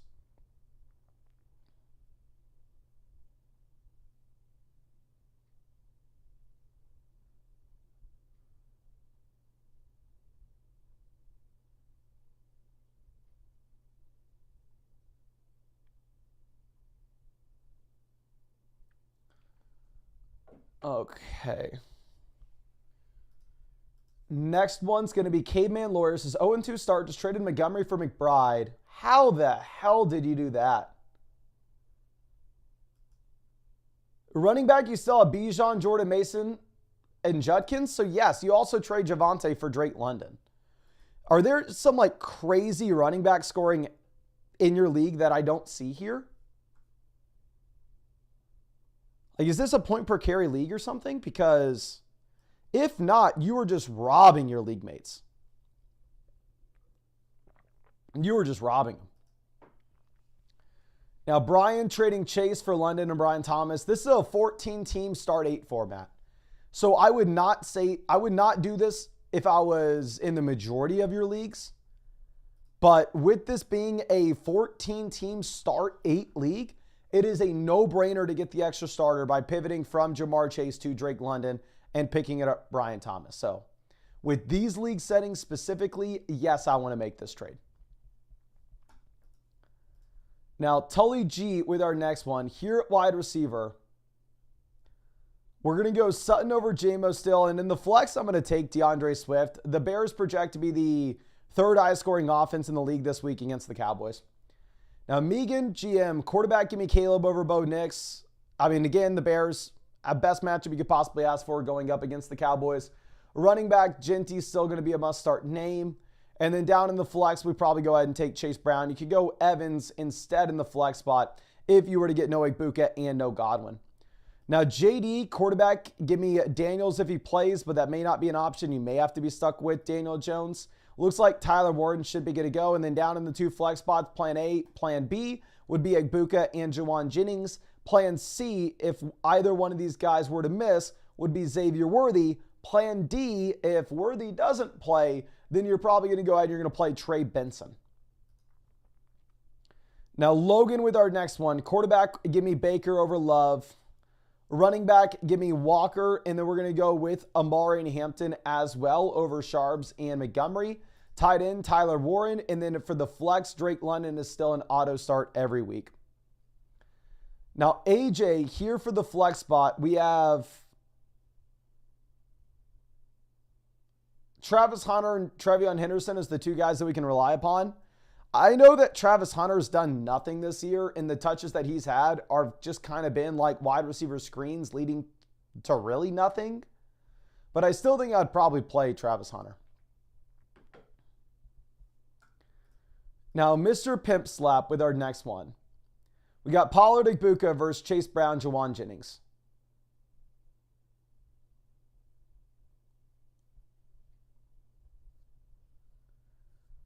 Igbuka to Chase Brown, massive upgrade. Pollard to Jennings, downgrade. I think it's a fair deal. It's going to be up to you. I wouldn't fault you either way. I mean, Chase Brown's been the only running back in Cincinnati to carry the football so far this season. But all of a sudden, we're going to have fewer trips to the red zone just because this is a much worse offense, of course.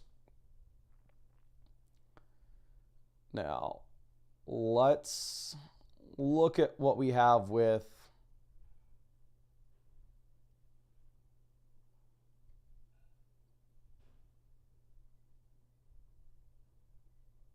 our next question. Sorry.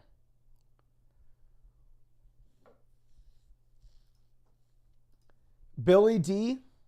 This is Javonte, Zay Flowers, Jacoby Myers versus JCM Rice in London. London's by far and away the best player in this deal. And hell, like, if you're 2-0, I'd rather have, like, Rice versus Flowers is the same. I'm going to go with the London side of this. The only instance I'd want the Javonte side is if you were like 0-2 and you were needing to win right now and we can't afford to look at the long-term upside, then sure, go Javonte here. But if you're 2-0 and we can afford to wait a bit, yeah, let's go with the other exciting pieces. Motherflocka, Bijan, Chase Brown, auto starts. Wide receiver, Mike Evans and Romer, auto starts this week. Tight ends. Okay, don't tell anybody, but in the Flock League, I just put in a waiver wire claim for Dallas Goedert, hoping to get Goddard. And then I'll be in your same exact boat where I'll be trying to determine if I play Hawkinson or Goddard. I would probably lean Hawkinson right now just because Goddard is banged up. And then that flex, we're going to go Marv over Debo with Jaden Daniels hurt. Now, DK Jones says Waddle or Coleman in the flex. I'm going to go Waddle. Actually, you have DJ Moore on the team. I'd play DJ Moore. And no way in hell you're playing Mark Andrews. But yeah, I would go DJ Moore here at the other flex spot. I would rank them DJ Moore, Waddle, then Keon Coleman. But I know DJ Moore has been horrendous. However, this matchup against Dallas is phenomenal. Peeps, I'm assuming you're asking, should we start Ja'Cory Cross-Merritt, Keon Coleman, or Xavier Worthy? I would rank these guys JCM, Keon, and then Worthy in that order. So I'd go JCM if that's the question. Hurts till it squirts here at wide receiver. We are going to go ahead. We're going to play probably Scary Terry. Flex, we definitely play Pollard over all these receivers. And then tight end, I'm going to go with Goddard tonight. I'm sorry, we're going to go Kincaid tonight. I don't want to roll the dice on Goddard later in the week. And Mark Andrews is droppable. If you have Andrews, just cut him. Now, Fry and Brian, 0-2 on the season. Don't know who to start with my quarterback flex and running back too. Quarterback here between Bo Nix and Drake May. I have them ranked back-to-back. Drake May's averaged 21 points per game so far this season. I'd probably go May. I like the matchup more. And then going over to the flex, I'm going to go with Jalen Waddle over Henderson, Sharps. Like, I don't think you really have any other option. And then I would consider Kelsey over Jawan Johnson if Worthy doesn't play, just because you get such a safe target floor with Kelsey. Now, K9, here running back, I'm going to go ahead. I will take Jordan Mason over Amari Hampton and Trevion Henderson this week easily. London's the auto start in the other slot. I would go with Hampton over Egbuka now that you have the Egbuka injuries looking like they are actually really serious. If you're not concerned with the injuries whatsoever, I think you could go with Egbuka, but Henderson's untouchable with the fact that Henderson just really hasn't had any role whatsoever in New England. Whereas on the flip side of that, I mean, at least Amari Hampton's been okay for you in terms of the work that he's had, like the volume specifically. Okay, now our next question is Zeker Knockers. This is currently the 12-team, 2 wide receiver, 1 flex, so depth's not going to matter much. Hunter Henry's a 0. We're trading Tyreek and Avonta Smith for Drake London and Diggs. Yeah, definitely give me London here. London's the best player, and it's not close in this deal. So just go ahead and give me the best player. Okay.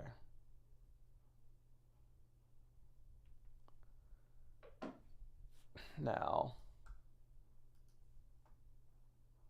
let's refresh, see if we had any more questions come in. And again, I want to remind y'all that I understand you can't buy trade questions or start sit questions right now.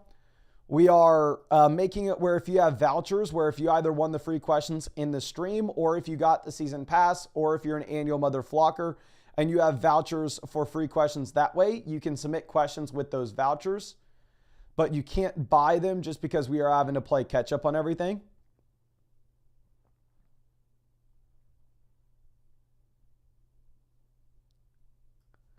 And yeah, you can get those free vouchers by either winning them in the free chat by just going down there and dropping a like and being subscribed, or by getting the season pass on the site with code FLOCK, or being an annual mother flocker on the site with code FLOCK. Now, Astro Bay with our next one here for the flex. We're going to go ahead. It's probably going to surprise some people, but I'm going to play DJ Moore. Like, I know DJ Moore's been horrendous. I know they're talking about getting Luther Burden more involved, and that could just take straight away from Moore. But this matchup against the Dallas Cowboys is just simply too good. Like, the Bears project to be a top 5 offense in the league in points scored this week.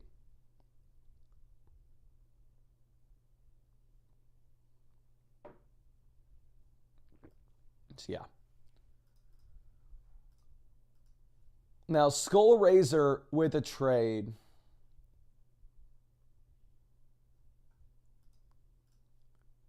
Okay, it looks like I need to log out, log back in real quick. So as I do that, let me stall by reminding y'all, if you have not done so already, please go down there, drop a like on this live stream. We've been live for over 3 hours. Subscribe to the channel if you have not done so already. We're giving away a ton of free questions every single day, and we are trying to do our absolute best to hit 300,000 subscribers this year. Okay. Now, oh, thank God we're not even that far backed up on team reviews. Thank God. So let's go back over to these non-team review questions.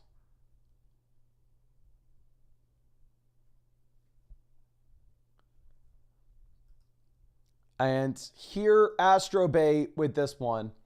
Starts it for the flex. Like I said, we're going to go DJ Moore. Phenomenal matchup. Skull Razor says, what trade should I do to improve my wide receiver room? Wide receiver, we have A.J. Brown, Zay Flowers. What's on the waiver wire?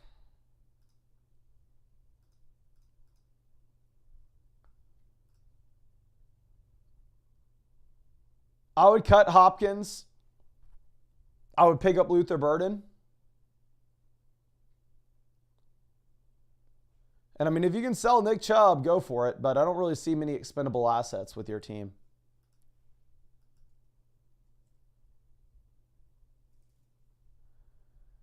Now, Grande coming through with our next one. For the flex, right now we have Tracy in there. You have to take Tracy out. Like Scadaboo's, I would rather play Scadaboo over Tracy. Scadaboo's the starter at this point. You go ahead and you put Waddle in your lineup instead. Like I would probably put Waddle in the starting lineup like at wide receiver and move Adams down to the flex just in case something happens. But yeah, do not play Tracy for the love of God. Now Jake 2 Fake trading Higgins and Igbuka for Chase Brown and Travis Hunter.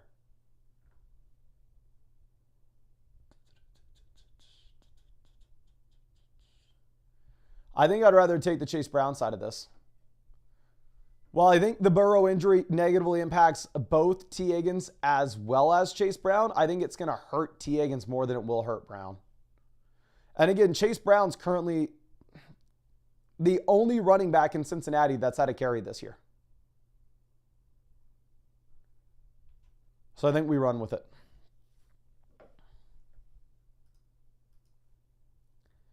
Ash Covey trading Taylor for Genty and Brian Thomas.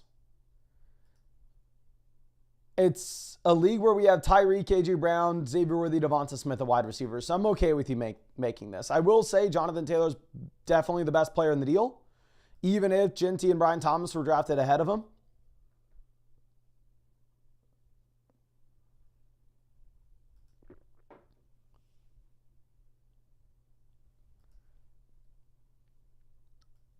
But yeah, I don't know if there's anything else to say about that. I don't love selling the best player in the deal in your format, though.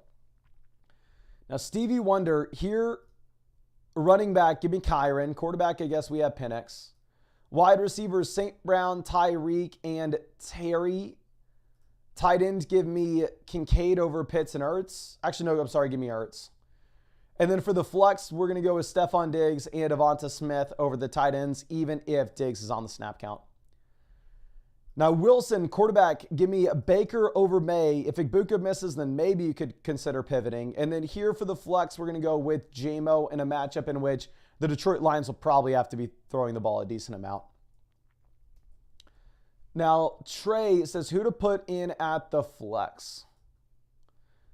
Definitely not a running back. It's definitely going to be, honestly, it's easy. You just go Jacoby Myers, you go Chris Olave. They're in garbage offenses, but it's a full PPR format, and you're getting safe target volume. Smoking Beef trading Genty and Metcalf for Hampton and Nico.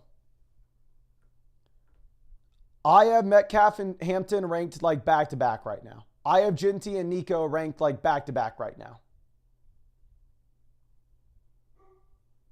So realistically,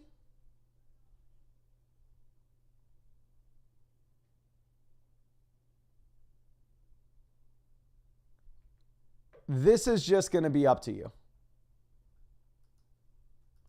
This is the definition of a trade that it is just your personal preference. Now, Jason Dog says Williams, Bill, or Hampton at running back 2. And then you also have Emeka questionable, so who's in the flex. If Daniels plays, we play him over Daniel Jones, but obviously monitor that. Running back Javonte is very easily the play over Amari and Hampton at this point. And then down in the flex, I'm probably going to play Pickens over the banged up Igbukah. Again, right now, if you look at the over-under of the Chicago and Dallas game, it does project to be one of the highest scoring games on the week.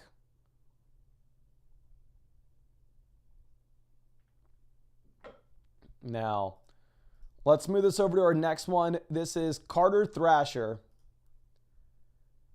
Hampton's down on the bench. He would be the guy that I'd get in the starting lineup, but I'm not playing Hampton over any of these guys.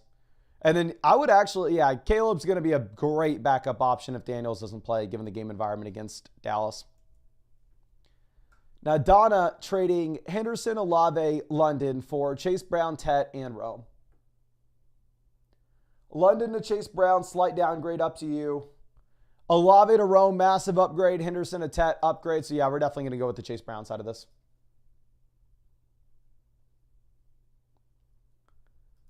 Let's refresh, see if we have any more of these questions coming in.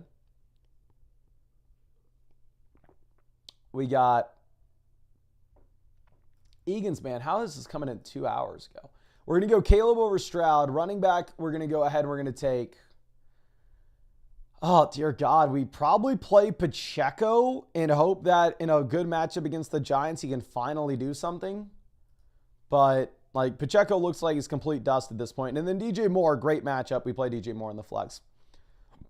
Devin trading Hampton and London for Genty and Flowers. I would rather have Genty and Flowers at this point. Nor trading Hampton and Higgins for Etienne and Rice. If you're 2-0, give me Rice over Higgins easily. Give me Etienne over Hampton. So, I'm going to go with the Etienne and Rice side. Now, MFL 0, here for the flex, we're going to probably, we're just going to take Travis Etienne. I would also play Tony Pollard over Chris Olave as well. Pollard back-to-back weeks playing 88% of the snaps. He's a true bell cow. But let me refresh, see if we have any more. So we do not. So the only questions that we have to get through at this point are going to be the team reviews, which Friday streams are typically a little bit slower. So we should be able to get in a bunch of these team reviews. So here's what I'm going to do. I am going to go eat dinner with the fiance because I got to make a video before the stream late tonight. I got to get y'all my top 70 flex ranking. So I know we were saying that we were wanting to stream all the way until kickoff, but we just streamed for 3 hours. We did a pretty good job. We answered all those free voucher questions. So what I think we're going to do, to just be honest with y'all from now on, is I think we're going to make it a lot of times where if you have free vouchers, you can send in free questions to these streams, and you can get those vouchers either by winning them in the live chat by just hanging out in the live stream, or by being a member of the site, whether you're an annual mother flocker with code FLOCK, or you got the season pass with code FLOCK, you can get free vouchers that way as well. Because I would rather, because here's the thing, to just be honest with you. Like us selling trade questions at $3.50, where Stripe ends up charging us a 30-cent transaction fee and blah, blah, blah, and then the cost on the site, yada, yada, yada. We make like literally nothing off of it. So I would rather than answer the start, sit, and trade questions for like $3, $4, $5. I would rather just answer them for free with people that are spending their time in the live stream, if that makes sense.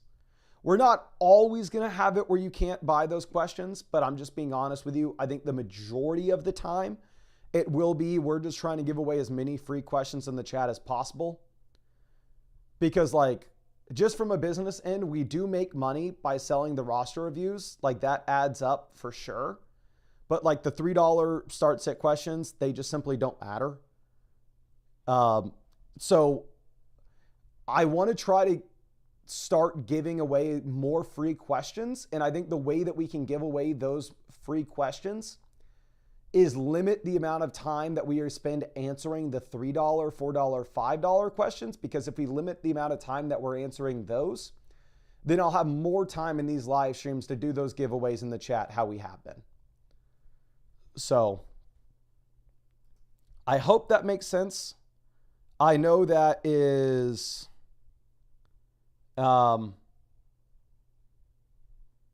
And then obviously we may change this, right? Because there are a bunch of people that have vouchers on the site too that got the annual Mother Flocker membership last week or the week before or right now, or the season pass before the season started, whatever it is. So if maybe people burn through those vouchers and then all of a sudden it's like, hey, we have way more time in these live streams than we used to, then we can go ahead and we can open up questions where anybody can buy one and we can give away a bunch of free questions in the chat. But I want to try to prioritize giving away more free questions in the chat than what we've done in years past. We're definitely doing that more than y'all can. I mean, obviously you can see in the live stream, we've been answering more free questions than we've ever answered, ever. Even more than whenever I was like in the college dorm room in 2020 streaming. But yeah, I am starving, so we're going to end this. There are a bunch of people on the site that are answering questions right now. So if y'all watch any of these people, I'll run through for you. If you wanted to go to any of these live streams, I would say tell them that you're coming from this stream. Tell them that Mason sent you. That would be really nice. But Fantasyland is live right now answering questions. Fantasy Stock Exchange is live right now answering questions on the site. And I believe Fantasy Domain is live answering questions on the site too. So you can, maybe they're answering free questions as well. Go check out one of their live streams. Let them know that I sent you from this one. But I really appreciate y'all. I'll be live after the game tonight. I'll be talking about the immediate impacts, et cetera, et cetera, et cetera. But appreciate you and hope I get to see you out in the live stream after the game tonight.